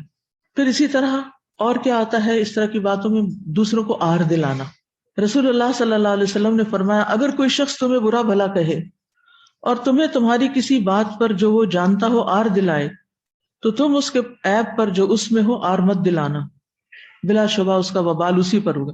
یعنی اگر تمہیں کوئی آر دلا رہا ہے تو تم جواب میں کچھ نہیں کہو گے، اس کا معاملہ اللہ کے ساتھ۔ پھر فحش گفتگو، اس سے بھی بچنا چاہیے۔ رسول اللہ صلی اللہ علیہ وسلم نے فرمایا مومن لان تان کرنے والا فحش گو اور بےہودہ گو نہیں ہوتا۔ پھر بال کی کھال اتارنا، پنجابی میں ایک لفظ ہوتا ہے ننو لینا، سنا ہوا یہ لفظ؟ یعنی بات سے بات نکال کے آگے سے آگے آگے آگے سوالوں پہ سوال کر کے دوسرے سے بیکار کے سوال، خام خواہ کسی کی ذاتی زندگی کے بارے میں۔ مجھے کسی نے کہا کہ کسی نے ان سے پوچھا کہ کیا استاذہ کی بہو گھر میں کوئی کام کرتی ہیں، ان سے بات چیت کرتی ہیں، وہ اپنے کمرے سے نکلتی ہیں، کیا یہ سوال پوچھنا چاہیے؟ بتائیے آپ، وہ میرا معاملہ ہے نا، اگر میں اس سے خوش ہوں، کسی کو کوئی تکلیف ہے؟ ہر شخص کی ایک زندگی ہوتی ہے نا، ایک پرائیویسی ہوتی ہے، ایک لائف ہوتی ہے، آپ دوسرے سے حسن ظن کیوں نہیں رکھتے؟ اور حسن ظن کیا ہے کہ اگر وہ فضول باتوں میں شریک نہیں تو وہ کوئی بامقصد کام کر رہا ہوگا، کوئی غور و فکر کر رہا ہوگا، اور ماشاءاللہ وہ آرٹیکل وغیرہ پہ لکھتی رہتی ہے، تو مجھے یہ پتا ہوتا ہے کہ جب وہ بالکل آئسولیٹڈ بیٹھی ہے تو وہ کچھ لکھ رہی ہے یا کوئی اچھا کام کر رہی ہے۔ لیکن دوسرے جن کو وہ نظر نہ آئے گھر میں بھاگتے دوڑتے فضول باتیں ادھر فضول باتیں ادھر، ان کو کیا لگے گا کہ شاید کوئی شخص موڈی ہے یا ایٹیٹیوڈ دکھا رہا ہے۔ ایسا ہرگز نہیں۔ کسی کے گھر کی اندرونی باتیں کبھی نہ پوچھیں، کسی کے بچوں کے بارے میں کبھی نہ پوچھیں، کوئی مقصد نہیں ہمارا بنتا۔ اور پھر پوچھتے بھی کن سے ہیں؟ جو لوگ گھر میں آتے جاتے ہیں نا، گھر کے سرونٹ سے پوچھتے ہیں، گھر کے جو چھوٹے بچے ہوتے ہیں ان سے پوچھتے ہیں بعض اوقات۔ اچھا چھوٹا بچہ آیا آپ کے پاس، قریب 7 گھر ہے، اچھا بتاؤ دادی کیا کر رہی تھی، اچھا دادا کیا کھا رہے تھے، آج کیا پکایا تم لوگوں نے، آج تمہارے گھر میں کون آیا؟ کس قدر فضول باتیں ہیں۔ اس قدر بیکار کی باتیں ہیں. اپنا بھی وقت ضائع اور بچے کو آپ کتنا بگاڑ رہے ہیں. اچھا وہ جو بیچارہ معصوم ان چیزوں پہ توجہ نہیں کرتا، آئندہ آنے سے پہلے شاید یہ ساری معلومات لے کر آئے، اس ڈر سے کہ پھر آپ اس کو شاید اپنے پاس نہ آنے دیں دوبارہ. پھر لوگوں سے معاملہ کرنے میں زیادتی اور اسراف، معاملات میں بگاڑ. اب سب سے پہلے اپنے گھر میں ہی اپنے آپ کو نوٹ کرنا ہے، پھر اپنے رشتہ داروں میں، اپنے نیبرز میں، کہ لوگوں کے ساتھ معاملہ کرتے ہوئے میں کیا کرتی ہوں. جب گھر میں کوئی میرے ساتھ زیادتی کرتا ہے تو وہ زیادتی کیا تھی، یہ کوشچن لکھیں ڈائریوں میں، ان کے جواب لکھیں. اس سے آپ کو رہنا سہنا آ جائے گا، آپ کی سوچ بدل جائے گی انشاءاللہ. آپ ان چیزوں پر جلیں کوڑیں گے نہیں. کسی نے زیادتی کی، کیا تھی زیادتی؟ کچھ کہہ دیا، کچھ دیا نہیں، کوئی غمگین ہو جاتے ہیں نا. میرا فوری رد عمل کیا تھا؟ مثلا میرے چہرے پر ایکسپریشن کیا تھے، آنکھوں کے، ہونٹوں کے، ماتھے پہ سلوٹوں کے، گالوں پہ لاف لائن. اگلا سوال ہے میں نے سامنے والے سے کیا کہا، کیا بولا. میں نے اس زیادتی کے بعد دماغ میں خود کو اندر ہی اندر کیا کہا، کیا کیا سوچا، کیا غصے کی سوچیں تھیں. میں نے اس زیادتی کے بعد دیگر لوگوں سے کیا باتیں کی، اس زیادتی کا تذکرہ کس کس سے کیا. سب کے نام لکھنے. اب آپ نے اگر 10 لوگوں سے کیا ہے نا، 10 کے نام لکھنے، اور پھر آپ نے آپ سے پوچھے کیا واقعی ان سب کو بتانا چاہیے تھا.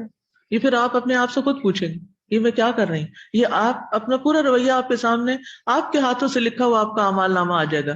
یہ دراصل آپ کا اعمال نامہ ہے، کیونکہ ان میں سے ایک ایک چیز لکھی جا رہی. ابرو کا جو اشارہ ہے نا وہ بھی ریکارڈ ہوتا ہے، کرام کاتبین وہ بھی لکھتے ہیں. اس سے پہلے کہ ان سب کو ہم کل جا کے دیکھیں، ہم ذرا دنیا میں ہی اپنے آپ کو لکھ کے پڑھ لیں. جن لوگوں سے تذکرہ کیا وہ کون تھے، وہ اس معاملے میں کیا رول پلے کر سکتے تھے، کیا مجھے کوئی اچھا مشورہ دے سکتے تھے یا اس مشکل سے نکال سکتے تھے. یہ صرف دل بہلانے کے لیے کیا. اگلا سوال، وہ زیادتی کرنے والے کی نظر میں کیا مقام رکھتے تھے. مثلا ہسبینڈ نے آپ کے ساتھ کیا اور آپ بچوں سے شکایت لگا رہے ہیں، تو بچوں کے دل میں باپ کا کیا مقام ہے. آپ جس سے یہ زیادتی ذکر کر رہے ہیں سوچیں اس کے دل میں اس دوسرے کے لیے کیا درجہ ہے. آپ کی نظر میں اس شخص کا کیا مقام ہے جس نے آپ کے ساتھ زیادتی کی. یعنی اس مشکل اور زیادتی کو جب آپ شیئر کر رہے ہیں تو کیوں کر رہے ہیں، اس کی کوئی تو وجہ ہوگی. عام طور پر ہم یہ چیزیں سوچے سمجھے بغیر کر رہے ہوتے ہیں، اور صرف ہمیں ون سائیڈڈ زیادتی کا تذکرہ ہی کرنا مقصود ہوتا ہے. حل نہیں لیتے، نہ حل لیتے ہیں نہ عمل کرتے ہیں. بہت سے لوگ صرف اپنی فرسٹریشن دور کرنے کے لیے باتیں کر کے چلے جاتے ہیں. جب ان سے کہا جائے کہ حل سوچے تو نہ سوچتے ہیں، اگر آپ بتائیں تو نہ وہ لیتے ہیں، اور اگلے دن پھر آ جاتے ہیں وہی مسئلہ لے کے. تو جب بھی میں کسی سے ذاتی کا تذکرہ کروں تو اپنا مقصد سامنے رکھوں. کیا صرف اپنا غم بانٹنا، یا کوئی مشورہ چاہنا، یا دوسرے لوگوں کا پرسپیکٹو جاننا کہ وہ اس بارے میں کیا سوچتے ہیں، ان کا نقطہ نگاہ کیا ہے، زاویہ نظر کیا ہے، وہ کیسے ریئیکٹ کرتے ہیں، تاکہ زیادتی کرنے والے کے پرسپیکٹو کو سمجھنے میں مدد لی جائے، معاملے کی نوعیت کو سمجھا جائے. کیونکہ بعض اوقات یہ ہوتا ہے کہ آپ کسی کے سامنے ذکر کرتے ہیں نا، 10 کے سامنے ذکر کیا نا تو 9 نے تو آپ کی ہاں میں ہاں ملا دی، ایک آپ کے پیچھے پڑ گیا. ایک نے کہا تمہارا ہی قصور ہے، تم نے یہ کیا ہوگا نا اس لیے تمہارے ساتھ، اس نے تمہیں ہلا کے رکھ دیا. آگے ہمیں سمجھ، آئندہ سے جو سب سے زیادہ میرا خیر خواہ ہے پھر ہم اسی سے اوائڈ کرنے لگتے ہیں، کیونکہ یہ میری ہاں میں ہاں نہیں ملا رہا. تو یہ چیز انتہائی خطرناک ہوتی ہے. اور کیا ہماری نیت یہ تھی کہ دوسروں کی اصلیت کو، جو ہمارے خیال میں اصلیت ہے حالانکہ ضروری نہیں، وہ اوروں کے سامنے بے نقاب کیا جائے، دوسروں کو بدنام کرنا مقصود تھا کیونکہ اس نے غلط کیا. پھر یہ کہ جو زیادتی ہوئی اس کی شدت اور مقدار کتنی تھی، صرف وربل کوئی ابیوز تھا یا کوئی اگنور کرنا تھا یا کوئی مار دھاڑ تھی، کیا ہوا. تو جتنی زیادتی تھی کیا میرا ریئیکشن اتنا ہی تھا یا اس سے زیادہ تھا یا کم تھا. سمجھ آئی؟ یعنی زیادتی ہوئی، ایک لفظ کسی نے کہا، میرا ریئیکشن جواب میں خاموشی ہے یا 2 لفظ ہے، میں نے کیا کیا، حد سے بڑھ کے جواب دیا یا پھر معاف کر دیا یا پھر صرف اتنا ہی بدلہ لیا. اب آپ خود سوچ لیں کہ کیا فرق ہے ان تینوں میں. ہے کوئی فرق؟ کسی نے آپ کو ایک لفظ کہا، آپ نے جواب میں 2 کہے، کون زیادتی کرنے والا ہو گیا؟ آپ خود ہو گئے، اور ابھی بھی آپ مظلوم بن کے دوسروں سے شکایتیں کر رہے ہیں۔ کتنے لا علم ہیں ہم اپنے بارے میں۔ اکثر تو یہی کرتے ہیں کہ اس وقت خاموش رہتے ہیں، اور خاموش کس کے سامنے رہتے ہیں؟ جس کے سامنے ہم بول نہ سکیں۔ وہ جس کے سامنے ہم بول سکتے ہیں نا، جیسے عموماً سرونٹس کے سامنے، تو وہاں ہم خاموش تھوڑی رہتے ہیں، بہت کم لوگ ہیں ایسے۔ اور اگر کسی نے ایک کہی اور ایک جواب دے دیا آپ نے تو چلیں گزارا ہو گیا، لیکن اگر آپ نے معاف کر دیا تو اللہم انک عفو تحب العفو فاعف عنا، الا تحبون ان یغفر اللہ لکم، ہم بھی چاہتے ہیں نا ہمیں معاف کر دیا جائے، اگنور کر دے، کسی اور کام میں لگ جائے۔ تو بہرحال یعنی ان باتوں کو لکھ لینے سے وہ سب چیزیں آپ کے سامنے آ جائیں گی، اور پھر آپ دوبارہ پڑھیے اوپر سے، آپ سمجھے کسی کی اسائنمنٹ چیک کر رہے ہیں آپ، یعنی اس طرح اس کو پڑھیں کہ جیسے آپ کسی کا ہوم ورک چیک کر رہے ہیں اپنے ہی لکھے ہوئے کو۔ تو اس سے وہ ساری باتیں سامنے آ جائیں گی جو ایک انسان کو اسراف کے رویے سے آگاہی دیتی ہیں، اور کیا کیا اعمال اور اقدام پھر اسراف کی طرف معاملات میں لے جاتے ہیں، فلا یسرف فی القتل میں لے جاتے ہیں، اس حد تک معاملے آگے ہو جاتے ہیں، سنگین ہو جاتے ہیں۔ تو یہ ایک ایکسرسائز ہے جو آپ نے اپنے ساتھ کرنی ہے، اپنے فائدے کے لیے، اپنے آپ کو آگاہی دینے کے لیے۔ اس سے حسد، غیبت، رقابت، جھوٹ، دھوکہ، بدگمانی، ان سب چیزوں کو آپ اچھی طرح پہچان جائیں گے کہ یہ کتنے فیصد آپ کے اپنے اندر پائی جاتی ہیں۔ کیونکہ بعض اوقات ہم شکایت لگاتے ہوئے مبالغہ آرائی کرتے ہیں، حد سے بڑھا دیتے ہیں، وہ کیا ہو گیا؟ چیٹنگ۔ بعض اوقات اگر کسی نے کسی کے بارے میں کوئی بات آپ کو کہہ دی تو اس کو جا کر کچھ اور بنا کے بتاتے ہیں، دھوکہ۔ اور پھر یہ بھی آپ کو سمجھ آئے گی کہ یہ کبیرہ گناہ کیوں ہے، اور یہ بھی سمجھ آئے گی کہ بڑے بڑے لیکچر سن کے بھی ہماری اصلاح کیوں نہیں ہوئی۔ اللہم صلی علی محمد وعلی آل محمد کما صلیت علی ابراہیم وعلی آل ابراہیم انک حمید مجید۔ اللہم بارک علی محمد وعلی آل محمد کما بارکت علی ابراہیم وعلی آل ابراہیم انک حمید مجید۔ ربنا آتنا فی الدنیا حسنۃ وفی الآخرۃ حسنۃ وقنا عذاب النار۔ ربنا لا تؤاخذنا ان نسینا او اخطأنا، ربنا ولا تحمل علينا إصرا كما حملته على الذين من قبلنا، ربنا ولا تحملنا ما لا طاقة لنا به واعف عنا واغفر لنا وارحمنا أنت مولانا فانصرنا على القوم الكافرين، ربنا هب لنا من ازواجنا وذرياتنا قرة اعین واجعلنا للمتقین اماما۔ اللہ ہمیں آخری راتوں میں لیلۃ القدر نصیب فرما، اور اس میں عبادت کی توفیق عطا فرما، اور ہماری دعائیں قبول فرما، اور اللہ ہمارے لیے خیر و بھلائی لکھ دینا، اور ہر شر سے محفوظ رکھنا۔ اللہ تمام بیماروں کو صحت عطا فرما، اللہ سب دکھی لوگوں کے دکھ دور فرما، اللہ سب گمراہ لوگوں کو ہدایت عطا فرما۔ اللہ تو ہمیں اپنی عبادت، اپنے ذکر، اپنی محبت کے لیے چن لے، یا اللہ ہمیں اخلاص عطا فرما دے، اور جو کچھ ہم ٹوٹا پھوٹا کر رہے ہیں اسے قبول فرما لے۔ ربنا تقبل منا انک انت السمیع العلیم وتب علینا انک انت التواب الرحیم، وصلی اللہ تعالی علی خیر خلقہ محمد وعلی آلہ واصحابہ واہل بیتہ اجمعین برحمتک یا ارحم الراحمین۔ الہی آمین۔ وآخر دعوانا ان الحمد للہ رب العالمین۔ سبحانک اللہم وبحمدک اشہد ان لا الہ الا انت استغفرک واتوب الیک۔ السلام علیکم ورحمۃ اللہ وبرکاتہ۔ فاقصص القصص لعلهم يتفكرون۔ اللہ اکبر اللہ اکبر اللہ اکبر، لا الہ الا اللہ واللہ اکبر، اللہ اکبر وللہ الحمد، اللہ اکبر اللہ اکبر اللہ اکبر، لا الہ الا اللہ واللہ اکبر، اللہ اکبر وللہ الحمد۔ اعوذ باللہ من الشیطان الرجیم بسم اللہ الرحمن الرحیم السلام علیکم ورحمۃ اللہ وبرکاتہ الحمد للہ رب العالمین. چلے ماشاء اللہ آج کا ہمارا لیسن مکمل ہوا. کیسا لگا آپ سب کو آج کا لیسن؟ سبحان اللہ، بہت ساری اور باتیں سمجھ آئی نا آپ سب کو اسراف کے حوالے سے. آپ دیکھیں ہم صرف ایک ورڈ کو پڑھ لیتے ہیں، المسرفین، انہ لا یحب المسرفین، لیکن کبھی اس کی ڈیپتھ کو ایسے تو نہیں سمجھا ہوگا نا ہم نے. ایک ایک زندگی کے ایسپیکٹ میں، ایک ایک زندگی کے آپ کا جو معاملہ ہے، اور جیسے استاذہ نے شروع میں فرمایا تھا نا کہ جب ہم اسراف کے ورڈ کو پڑھتے ہیں تو یوزلی ہماری توجہ ساری کی ساری مال کی طرف چلی جاتی ہے، لیکن ہم اب سیکھ رہے ہیں، سمجھ رہے ہیں کہ یہ صرف مال سے تعلق نہیں رکھتا.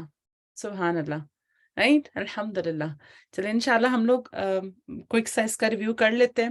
جی الحمدللہ، اللہ تعالیٰ ہمیں، اور اس سے یہ بھی پتہ چلتا ہے کہ انسان کو یہ دعا اپنے لیے کتنی ضروری ہے نا مانگنی. ربی زدنی علما، رائٹ، ربی زدنی علما. ہم سمجھتے ہیں کہ ہم نے سیکھ لیا سب کچھ، ہمیں تو سمجھ آ گئی ہے، لیکن الحمدللہ علم تو جیسے کہتے ہیں نا کہ ایک سمندر ہے، اور آپ اس کو سیکھتے رہتے ہیں. اور الحمدللہ قرآن کا علم تو سبحان اللہ، آپ اپنی زندگیاں بھی گزار دیں انسان تو پھر بھی شاید کچھ آیات کو ہی صحیح طرح سے سمجھ پائے نا.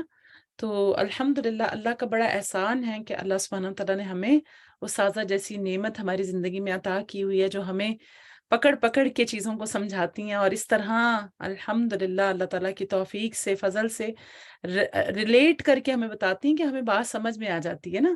ہمارے لیے ان آیات کو سمجھنا، اس پر عمل کرنا آسان ہو جاتا ہے. ابھی بھی جیسے ہم پڑھ رہے تھے تو آپ دیکھیں آپ سب کی توجہ کیا اپنی اس پہ نہیں گئی کہ ہم بھی یہ سارے معاملات کر رہے ہوتے ہیں، یا یعنی کہ جو ہم شروع میں بات کر رہے تھے نا، جیسے ہم قرآن کی آیتیں پڑھتے ہیں نا کبھی تو ہماری توجہ دوسروں پر جاتی ہے. موسٹ آف دا ٹائم سبحان اللہ، ہم کسی آنٹی کو یاد کر لیتے ہیں، کسی نانی کو، کسی پھپھو کو، کسی کو یاد کر لیتے ہیں کہ اچھا یہ ایسی ہیں.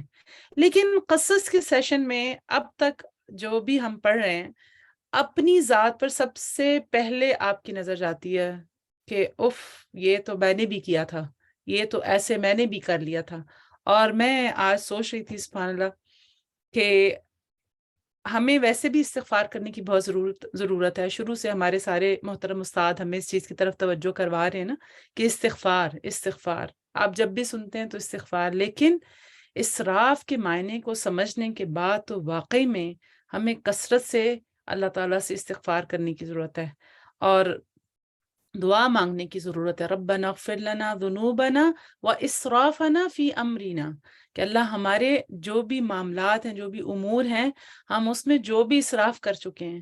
یعنی کہ مجھے تو اب دعا بھی وہ والی اب صحیح طرح سے سمجھ آ رہی ہے کہ وہ اسرافنا فی امرنا، کیا زبردست دعا سکھائی گئی نا ہمیں. اور اب اسراف کی جب پڑھا ہے تو پھر آپ کی دعا میں جو ایک شدت ہے، یا جو ایک تڑپ ہے، یا جو اس کی انڈرسٹینڈنگ ہے، وہ ٹوٹلی ڈفرینٹ لیول کی ہے نا. تو اللہ تعالیٰ ہمیں توفیق دے انشاءاللہ. الحمدللہ کچھ باتیں اعتکاف کے حوالے سے ہم لوگ دیکھ لیتے ہیں. یہ بتائیے گا کہ اعتکاف جو ہے کیا وہ فرض ہے یا واجب ہے؟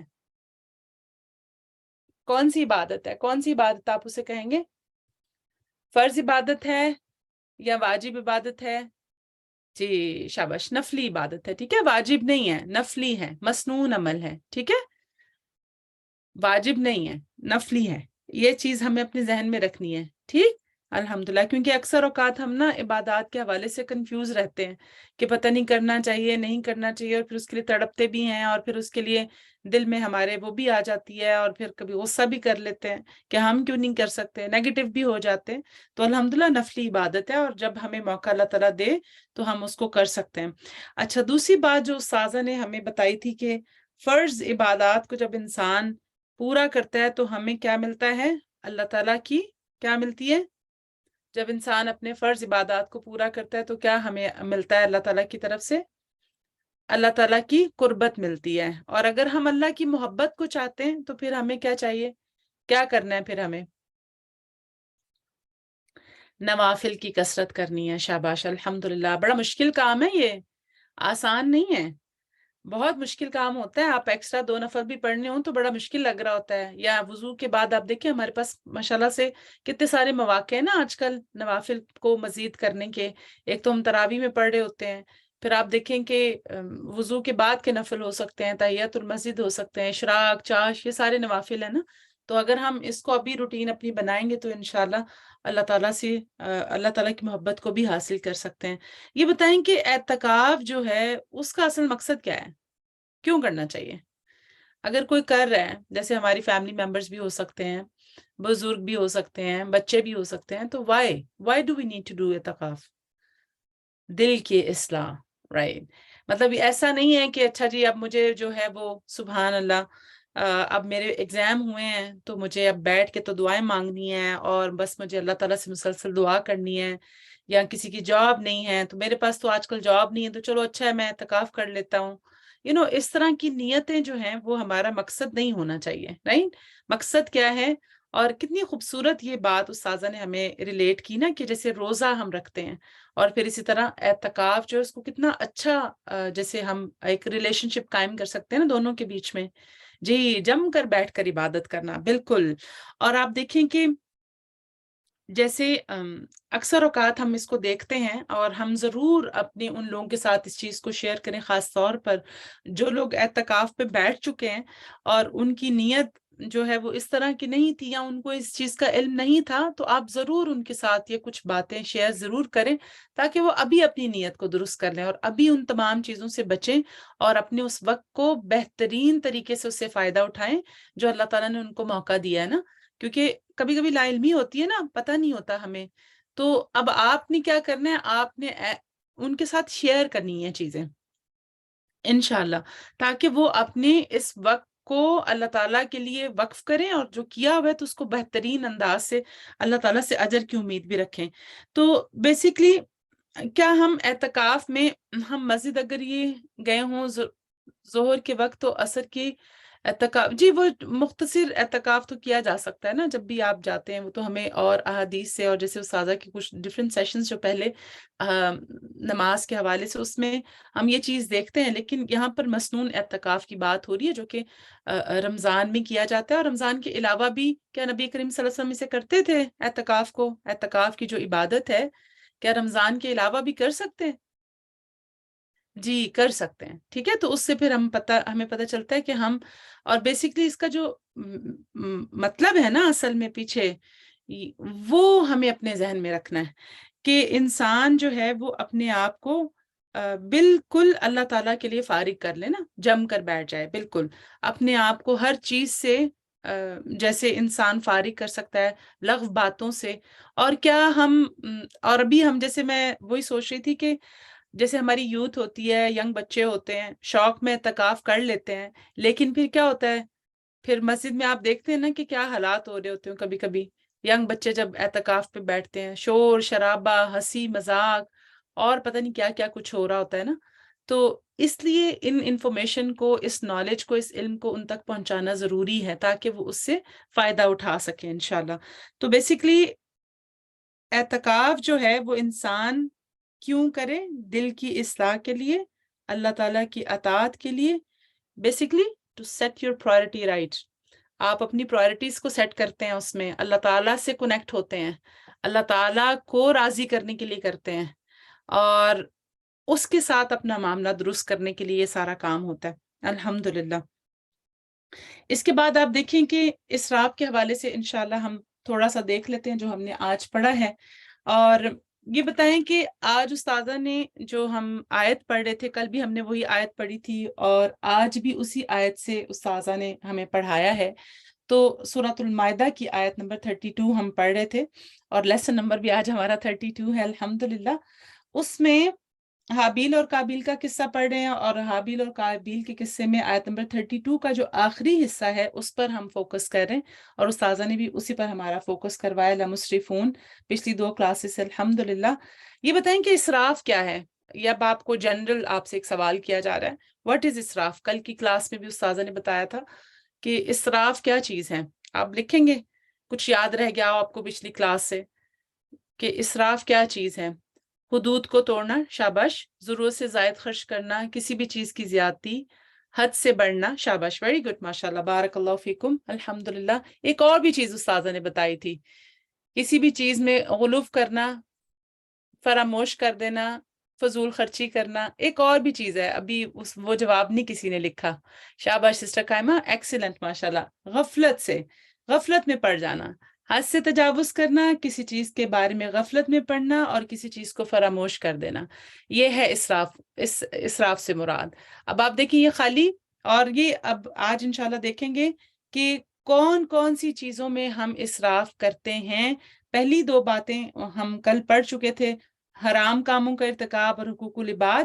اور اس کے علاوہ آج جو چیزیں ہم نے دیکھی وہ کون کون سی تھی، آپ لکھیں گے میرے لیے؟ ایک تو آپ کے سامنے لکھا ہوا ہے، مال میں تھا. اور کس چیز میں اسراف ہو سکتا ہے یا کرتے ہیں ہم مال کے علاوہ؟ لکھیے سب شاباش. کھانے پینے میں، ٹھیک ہے، شاباش سسٹر جوہی، بالکل صحیح آپ نے لکھا. ٹھیک ہے، ٹھیک ہے. جو استاذہ نے ٹرمز لکھی ہے نا اس کے ساتھ اپنے آپ کو لے کے چلیں گے نا، تو آپ کے لیے ان چیزوں کے اندر پھر جو ہم کام کرتے ہیں نا، یعنی کہ جو ہماری کیٹیگری ہے اور پھر سب کیٹیگری ہے، اس کو اگر دیکھیں گے تو ہمارے لیے فالو اپ کرنا خود سے آسان ہوگا. شاباش. ٹھیک ہے. کھانے پینے کے علاوہ کیا چیز تھی؟ گفتگو میں اسراف. صحیح، ٹھیک ہے، شاباش. الحمدللہ. ابھی ہم اس کی طرف نہیں آئے، ابھی صرف آپ اپنی جو کیٹیگریز ہے نا اس کو ذہن میں رکھیں، کیونکہ اب دیکھیں کہ ہمارے لیے نا چیزوں کو اس طرح کرنا آسان ہوگا اگر ہم one category at a time لے کے چلیں گے نا، تو ہمارے لیے اپنے عمل میں ہمارے لیے وہ چیز آسان ہوگی. تو پہلی ہم نے کیا پڑھی ہے؟ مال میں اسراف. دوسرا کیا تھا؟ کھانے پینے میں اسراف. تیسری کیا چیز ہے؟ گفتگو میں اسراف. ٹھیک ہے، یعنی کہ اس آج کے ٹاپک کے حوالے سے بات کر رہی ہوں. اور پھر اس کے علاوہ چوتھی چیز، اور ٹوٹل جو 6 ہمارے پاس کیٹیگریز بنتی ہیں وہ کہ لوگوں سے معاملہ کرنے میں زیادتی اور اسراف. ٹھیک ہے، یہ ٹوٹل 6 آپ کے پاس کیٹیگریز ہیں اسراف کی. اب اس کے اندر ہم دیکھیں گے کہ کون کون سی چیزوں میں یا کون کون سی باتوں میں ہم کہاں ہم اسراف کرتے ہیں.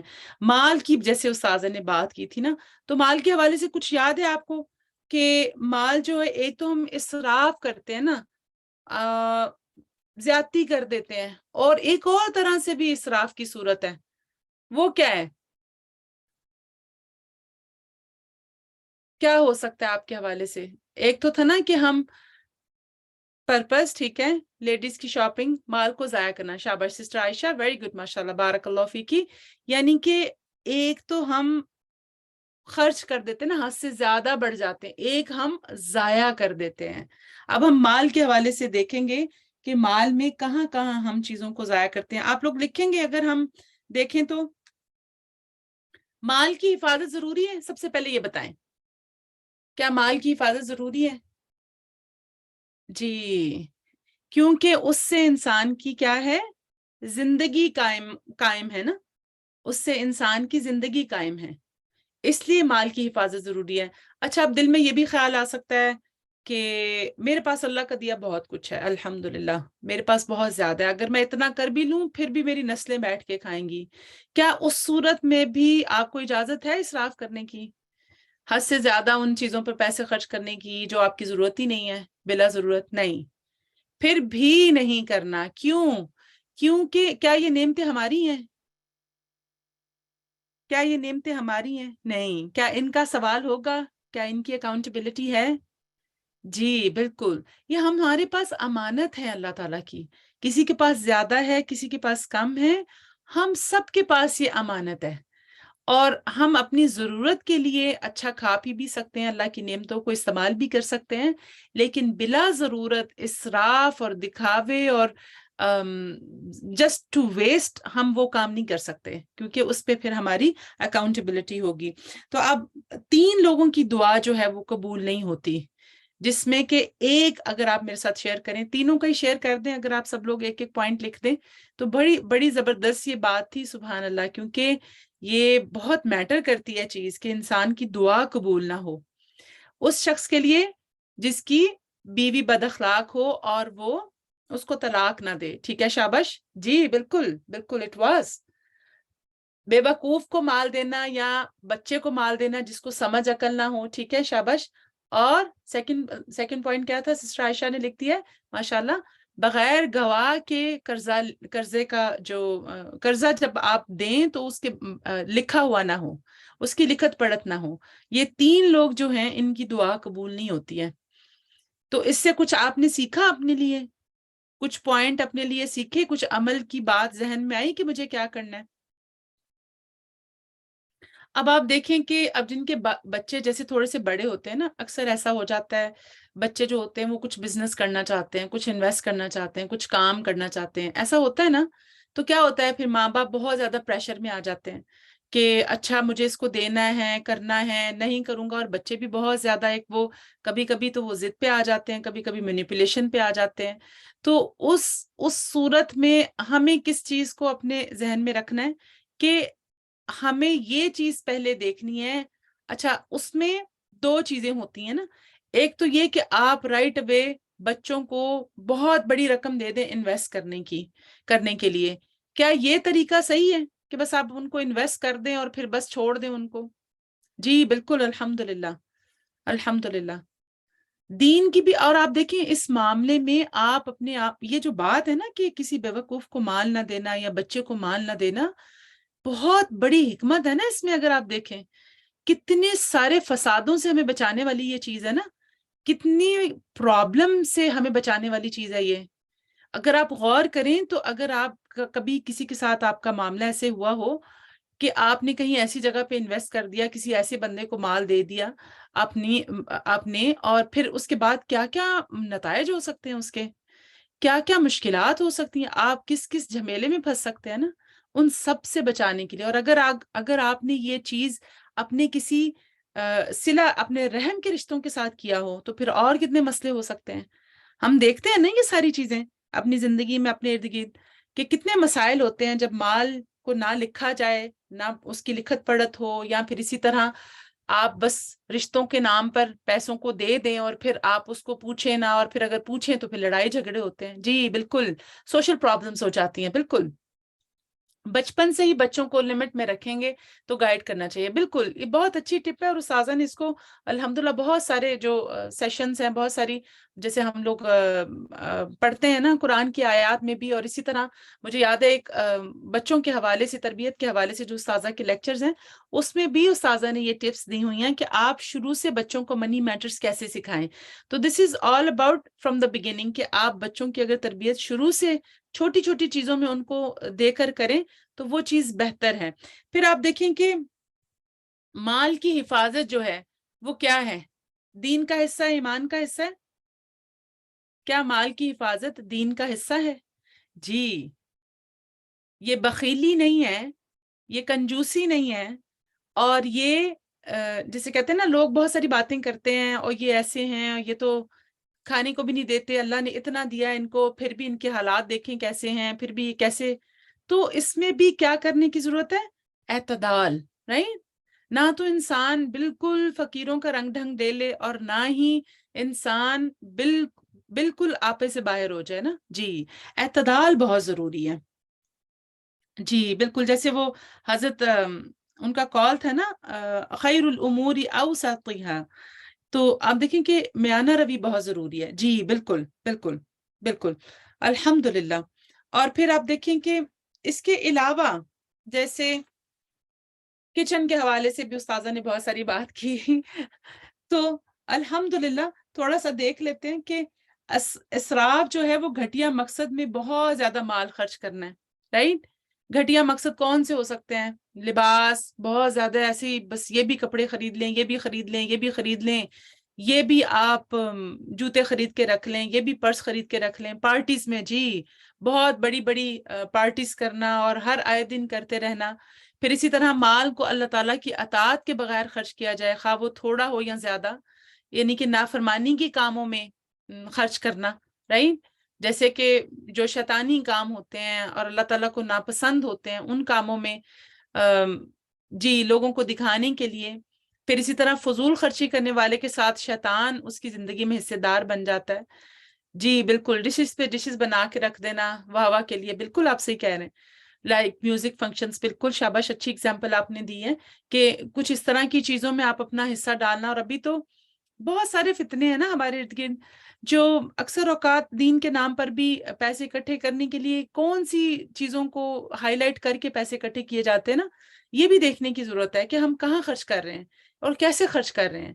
کیا ان چیزوں کو کرنے کے بغیر ہم نہیں دے سکتے؟ جیسے فار ایگزامپل آپ دیکھیں بہت سارے اسلامک کازز کے لیے پیسے اکٹھے کیے جاتے ہیں، لیکن کیا ہوتا ہے وہ ایسی چیزوں کے ذریعے اکٹھے کیے جاتے ہیں، کانسرٹس کروائے جاتے ہیں یا اور چیزوں کو کیا جاتا ہے، تو ان چیزوں سے بھی ہم نے بچنا ہے.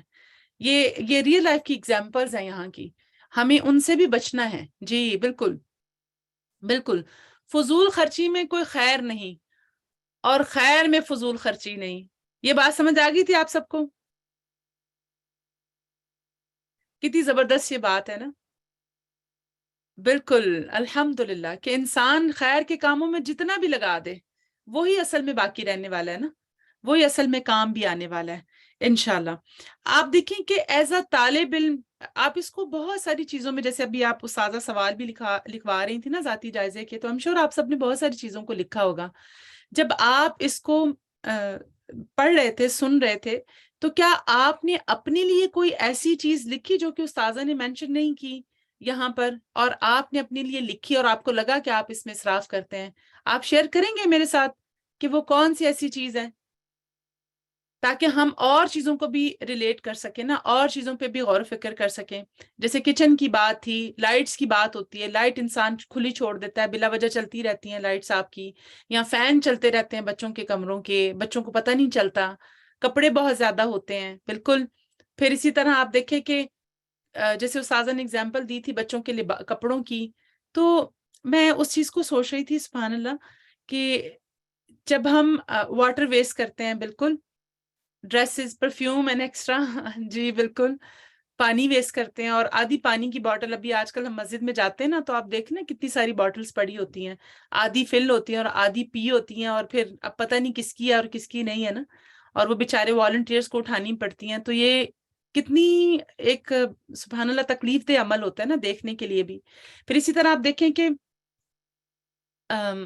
میں والدین کے حوالے سے سوچ رہی تھی کہ جب ہم چھوٹے ہوتے تھے تو بچوں کے کپڑے ریسائیکل ہوتے تھے نا، ایک کے لیے جو چھوٹے کپڑے بنتے تھے وہ آخر بچے تک جاتے تھے نا. تو اسی لیے زندگیوں میں جیسے بہت سکون بھی تھا نا، سادگی تھی، سکون تھا، سلیقہ تھا، اسراف نہیں تھا، گھروں میں برکت تھی، محبت تھی، رائٹ؟ یہ ساری چیزیں تھی نا. تو جب ہم اسراف کرتے ہیں تو ہم ان ساری چیزوں سے بھی محروم ہو جاتے ہیں، برکت سے محروم ہو جاتے ہیں. تو کرنے کے کام کیا ہے؟ مال زندگی کے قیام کا ذریعہ ہے، اس لیے اس کی حفاظت کرنی ہے. نہ سمجھ کو مال یا اختیار دینے والے کی دعا قبول نہیں ہوتی. مال ایک آزمائش ہے، اس کی حفاظت کرنی ہے. مال کو ضائع کرنا تھا اللہ تعالیٰ کو پسند نہیں ہے. مال سرمایہ زندگی ہے، اس کی حفاظت کرنا لازمی ہے. اپنے مال اور رزق کی حفاظت کرنی چاہیے اور میانہ روی کی زندگی بسر کرنی چاہیے. آدمی کی بصیرت یہ ہے کہ وہ اپنی معیشت میں نرمی سے کام لے، بچت کی عادت ڈالے. کتنی زبردست یہ بات ہے نا. اور اسی کو میں جب سن رہی تھی نا تو مجھے وہ پرانے ہمارے بچپن کے دن یاد آ رہے تھے کہ شادی کے کپڑے ہوتے تھے یا ویسے کپڑے ہوتے تھے، ایک بہن ایک بھائی پہنتا تھا تو وہ آخر تک سنبھالے رکھتے تھے، پھر وہ کزنس کے بھی کام آتے تھے اور وہ خراب بھی نہیں ہوتے تھے، اتنے سلیقے سے پہنائے جاتے تھے، اتنے اچھے طریقے سے پہنائے جاتے تھے. تو ہم ضرور اپنے اندر ان عادتوں کو واپس لے کر آئیں تاکہ ہم اللہ کی دی ہوئی ان جو ہمارے پاس رزق ہے نا، اس کا صحیح استعمال کر سکیں اور ہماری آنے والی نسلوں کے لیے ان چیزوں کو بچا سکیں. چاہے کوئی بھی ہمارے ریسورسز ہیں، اگر آپ کے پاس مال ہے تو اس کو خیر کے کاموں میں لگائیں. وہی چیز جو کم پیسوں میں مل رہی ہوتی ہے وہی زیادہ دے کر ہم ڈیزائنر سے جو خریدتے ہیں تو وہ بھی پیسے کا اسراف ہے نا. تو اس کو بھی ہمیں دیکھنے کی ضرورت ہے. ضرورت مقدم ہونی چاہیے، رائٹ؟ ضرورت مقدم ہونی چاہیے. قیامت کے دن آپ سے اس بارے میں سوال کیا جائے گا کہ مال کہاں سے کمایا اور کہاں خرچ کیا، تو اس وقت کیا جواب دیں گے؟ تو یہ جو ہمیں بات ہے نا وہ اپنے ذہن میں رکھنی ہے، کیونکہ ہمارا جو خواہش نفس ہے نا وہ انسان کو بہت مجبور کرتی ہے کہ میرے پاس ہے، یہ میرا ارن کیا ہوا ہے، میں نے اتنی محنت سے ارن کیا ہے، تو میں کیوں نہیں کر سکتی. تو اس وقت پھر اپنے آپ کو یاد کروائیں کہ اگر میں نے کیا تو اس کا اصل میں فائدہ کیا ہوگا نا مجھے. بیگ میری اگر یہ کم پیسوں والا بیگ میری ضرورت پوری کر رہا ہے تو مجھے بڑے والا کیوں لینا ہے، یا مجھے برانڈیڈ ہی کیوں لینا ہے نا. یہ صرف ایک ایگزامپل استاذہ نے دی تھی. پھر آپ دیکھیں کھانے پینے میں اسراف، یہ تو بہت زیادہ ہی ہو رہا ہے آج کل، رائٹ؟ بہت زیادہ ہی ہو رہا ہے نا. آپ مسجد میں جہاں کہیں بھی افطاریاں ہوتی ہیں تو آپ باکسز کو دیکھتے ہیں نا، ٹریش باکس آپ کبھی دیکھیں نا، ٹریش کین، تو آدھے آدھے کھانے پڑے ہوتے ہیں نعوذ باللہ، اور لوگوں نے پھینکے ہوتے ہیں. حالانکہ کتنی اناؤنسمنٹس ہوتی ہیں. اور اپنے گھروں میں بھی ہم دیکھیں زیادہ اتنا سارا بنا لیتے ہیں، پھر وہ کھایا نہیں جاتا، پھر 2 دن فریج میں پڑا رہتا ہے، تیسرے دن پھر اس کو پھینکنے کی کرتے ہیں. تو ہم سب اپنے اپنے جائزہ لیں. اور پھر آپ دیکھیں کہ کھانے پینے میں اسراف کیا ہے کہ مسلمان ایسی چیز کھائے جو اس کے لیے حلال نہ ہو، یہ بھی اسراف میں آتا ہے. سبحان اللہ. اور حلال ہو لیکن ضرورت سے زیادہ کھا لیں، تو اس میں بھی ہم اپنے آپ کو چیک کر سکتے ہیں آج کل افطار کے بعد سحر میں کہ ہم کتنا کھانا کھا رہے ہیں، کتنا ہماری باڈی کی ضرورت ہے اور کتنا ہم اس سے زیادہ. اور چونکہ آپ راتیں جاگنے والی ہیں تو کیا ہوتا ہے، ساری رات جاگتے رہتے ہیں تو ہر تھوڑی دیر بعد بھوک لگ جاتی ہے، پھر ٹیبل پہ چاہیے، دیکھ رہے ہوتے ہیں کہ اب کیا کھانا ہے. تو اس وقت بھی اپنے آپ کو ضرور دیکھیں کہ ہمیں کنٹرول ایٹنگ کرنی ہے. کھانے پینے میں اسراف بدترین امتی کی نشانی ہے. استغفر اللہ. اللہ تعالیٰ ہمیں اس چیز سے بچائے کہ ہم اپنے آپ کو، جیسے استاذہ نے وہ حدیث سنائی تھی نا رنگ برنگے کپڑوں کے حوالے سے، اور طرح طرح کے مشروب اور طرح طرح کی سواریاں. تو حقیقت ہے اگر ہم اپنی دعوتوں کو آج کل دیکھیں نا تو کہیں ایک چیز پہ تو ہمارا دل ہی نہیں ٹکتا نا. یعنی کہ وہ جو ون ڈش کا کانسیپٹ تھا وہ تو کہیں ختم ہی ہو گیا نا. اب تو کھانے کے بھی باقاعدہ بوفے لگتے ہیں نا، اس کے ڈیزرٹ کے بھی باقاعدہ علیحدہ سے ٹیبل ہوتا ہے. اس پہ ایک چیز نہیں ہوتی ہے، اس پہ ہزاروں چیزیں پڑی ہوتی ہیں. ہر چیز ضروری ہے، یہ بھی چاہیے، یہ بھی چاہیے، یہ بھی چاہیے. یعنی کہ اور اگر ہم مشروب کو دیکھیں تو وہ بھی طرح طرح کے ہیں. تو اللہ ہمیں اس چیز سے بچائے، اس اسراف سے بچائے. مومن اور غیر مومن کے کھانے پینے میں فرق، اپنے آپ کا ضرور جائزہ لیں ہم کہ میری بھوک کتنی ہے اور میری سیٹسفیکشن کتنی چیزوں میں ہوتی ہے، رائٹ؟ انشاءاللہ. اور پھر اسی طرح اللہ تعالیٰ نے کیا ہمیں منع کیا ہے کہ ہم کھائیں پیئیں بھی نہ؟ اب اللہ تعالیٰ نے ہمیں نعمتیں دی ہیں، سب کچھ دیا ہے، تو ہم کچھ بھی نہ کھائیں پیئیں؟ کیا اس لیے اللہ تعالیٰ نے ہمیں منع کیا ہے؟ نہیں. کھاؤ اور پیو اور پہنو اور صدقہ کرو لیکن اسراف نہ کرو. کتنی خوبصورت بات ہے نا یہ. یعنی کہ کھانے پینے پہننے کے بعد اگر زیادہ ہے تو پھر کیا کرو؟ صدقہ کرو. اپنی ذات کو بس فوکس نہ بنا کے بیٹھ جاؤ کہ اب مجھے یہ بھی چیز چاہیے، یہ بھی چیز چاہیے، یہ بھی چیز چاہیے. کیوں؟ اور نہ تکبر کرو، کیونکہ انسان کا جو اسراف ہے وہ انسان کو کس طرف لے جاتا ہے؟ تکبر کی طرف لے جاتا ہے. اس کے اندر ایک اپنا بڑا ہونے کی اور اس کے پاس زیادہ چیزیں ہونے کی ایک وہ عجب کا شکار ہو جاتا ہے، خود پسندی کا شکار ہو جاتا ہے. پھر آپ دیکھیں کہ انشاءاللہ اللہ سبحانہ تعالیٰ ہم سب کو توفیق دے، اور ہم ضرور اپنا اپنا جائزہ لیں کہ کون کون سی میرے گھر میں، میری کلازٹ میں، میری پینٹری میں اس وقت ایسی چیزیں پڑی ہیں جو کہ اسراف میں آتی ہیں نا. اور اسی طرح آپ کے برتنوں میں ہم اپنی کیبنٹس میں دیکھ سکتے ہیں کتنا شوق ہوتا ہے نا، یہ بھی لے لیں، یہ بھی لے لیں، یہ اچھے گلاس آ گئے ہیں، یہ اچھے سپون سیٹ ہیں، یہ بہت خوبصورت ڈشز ہیں، اس کو بھی خرید لیں. تو ان چیزوں کو بھی ہم نے مجھے یاد ہے سبحان اللہ، ایک دفعہ میرا کسی سے ملاقات ہوئی اور جیسے ان کے گھر ہم لوگ گئے اور سبحان اللہ ان کے گھر میں اتنی ساری چیزیں تھیں. اب آپ کہتے ہیں نا کبھی ان کی ہیلپ کروا رہے ہوتے ہیں تو انہوں نے کچھ پوچھا کہ انہوں نے کچھ ہیلپ مانگی نا ایک دو سسٹر سے کہ اچھا آپ اس دراز سے یہ نکال دیں ذرا، یہ دراز فلان دراز ہے تو اس سے یہ نکال دیں. آپ یقین مانیں ان کا جو دراز کھولیں اس میں برتن، جو کیبنٹ کھولیں اس میں برتن. اور وہ فیملی از لائک بہت چھوٹی سی فیملی تھی اور سمجھ نہیں آ رہا تھا کہ اتنے برتن کیوں لیے ہوئے ہیں، اتنی چیزیں کیوں لی ہوئی ہیں. یعنی کہ you can feed an army through these crockery جو ان کے پڑے ہوئے تھے برتن. تو پوچھا میں نے تو انہوں نے کہا مجھے شوق ہے اکٹھے کرنے کا نا. تو سبحان اللہ یہ جو شوق ہے نا، یہ ہمارے نفس کی جو خواہشات ہے نا، یہ ہماری بڑی پرابلم کرنے والی چیز ہے. اللہ تعالیٰ ہمیں اس چیز سے بچائے اور ہمارے دل میں جو ہے وہ اس چیز کا احساس رہے. پھر گفتگو میں اسراف، اس چیز کو بھی ہم نے دیکھنا ہے. سبحان اللہ کہ اپنے آپ کو فضول باتوں سے بچانا ہے. وہ جو تجسس ہوتا ہے نا بال کی کھال، اچھا یہ ایسے اور یہ ایسے، استاذہ نے کچھ ایگزامپلس بھی دی ہیں، ہم سب بڑی اچھی طرح سے ریلیٹ کر سکتے ہیں ان سے، کہ ہم نے جب کسی سے کوئی بات پوچھنی ہوتی ہے تو ہم اس سے پہلے کتنے سوالات کی تمہید باندھتے ہیں اور پھر اصل سوال کی طرف آتے ہیں.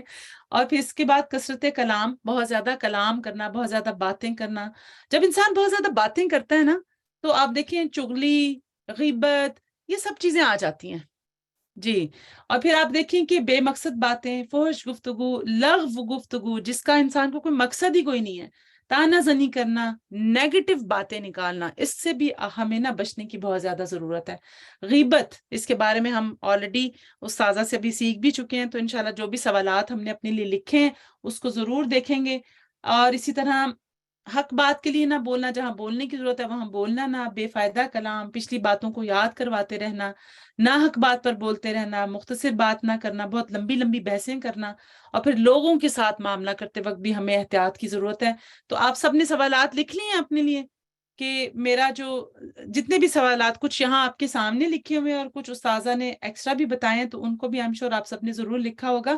تو اس سے فائدہ کیا ہوگا، یہ جو سارے سوالات ہیں میں اس کو بھی خود بھی لکھ رہی تھی ساتھ میں آپ لوگوں کے، تو لکھتے لکھتے ہی بہت ساری کلیئرٹی آ گئی نا، لکھتے لکھتے بہت ساری چیزیں سمجھ میں آ گئیں کہ یہ میرا کیا مقصد تھا نا، یہ ایسے میں نے کیوں لکھا، اور ایسے میں نے کیوں بولا، اور ایسے میں نے کیوں پوچھا، فوراً ساری باتوں کی کلیئرٹی آ گئی. تو انشاءاللہ ہم سب نے اپنا اپنا جائزہ لینا ہے. اللہ تعالیٰ سے دعا ہے کہ اللہ تعالیٰ ہمارے نفوس کی اصلاح فرمائے. اللہم انا نعوذ بک من شرور انفسنا. اللہ سبحانہ وتعالیٰ ہم سب کو ربنا ظلمنا انفسنا وَإِن لَّمْ تَغْفِرْ لَنَا وَتَرْحَمْنَا لَنَكُونَنَّ مِنَ الْخَاسِرِينَ. ربنا اغفر لنا ذنوبنا وإسرافنا في أمرنا وثبت أقدامنا وانصرنا على القوم الكافرين. آمین. اللہ تعالیٰ ہم سب کے لیے آسانیاں پیدا کرے، ہم سب کو عمل کی توفیق دے. انشاءاللہ آپ لوگوں سے کل ملاقات ہوگی سیشن میں. سبحانک اللہم و بحمدک، اشہد ان لا الہ الا انت، استغفرک و اتوب الیک. آمین. السلام علیکم ورحمۃ اللہ وبرکاتہ. الله أكبر الله أكبر الله أكبر لا إله إلا الله والله أكبر الله أكبر ولله الحمد الله أكبر الله أكبر الله أكبر لا إله إلا الله والله أكبر الله أكبر ولله الحمد.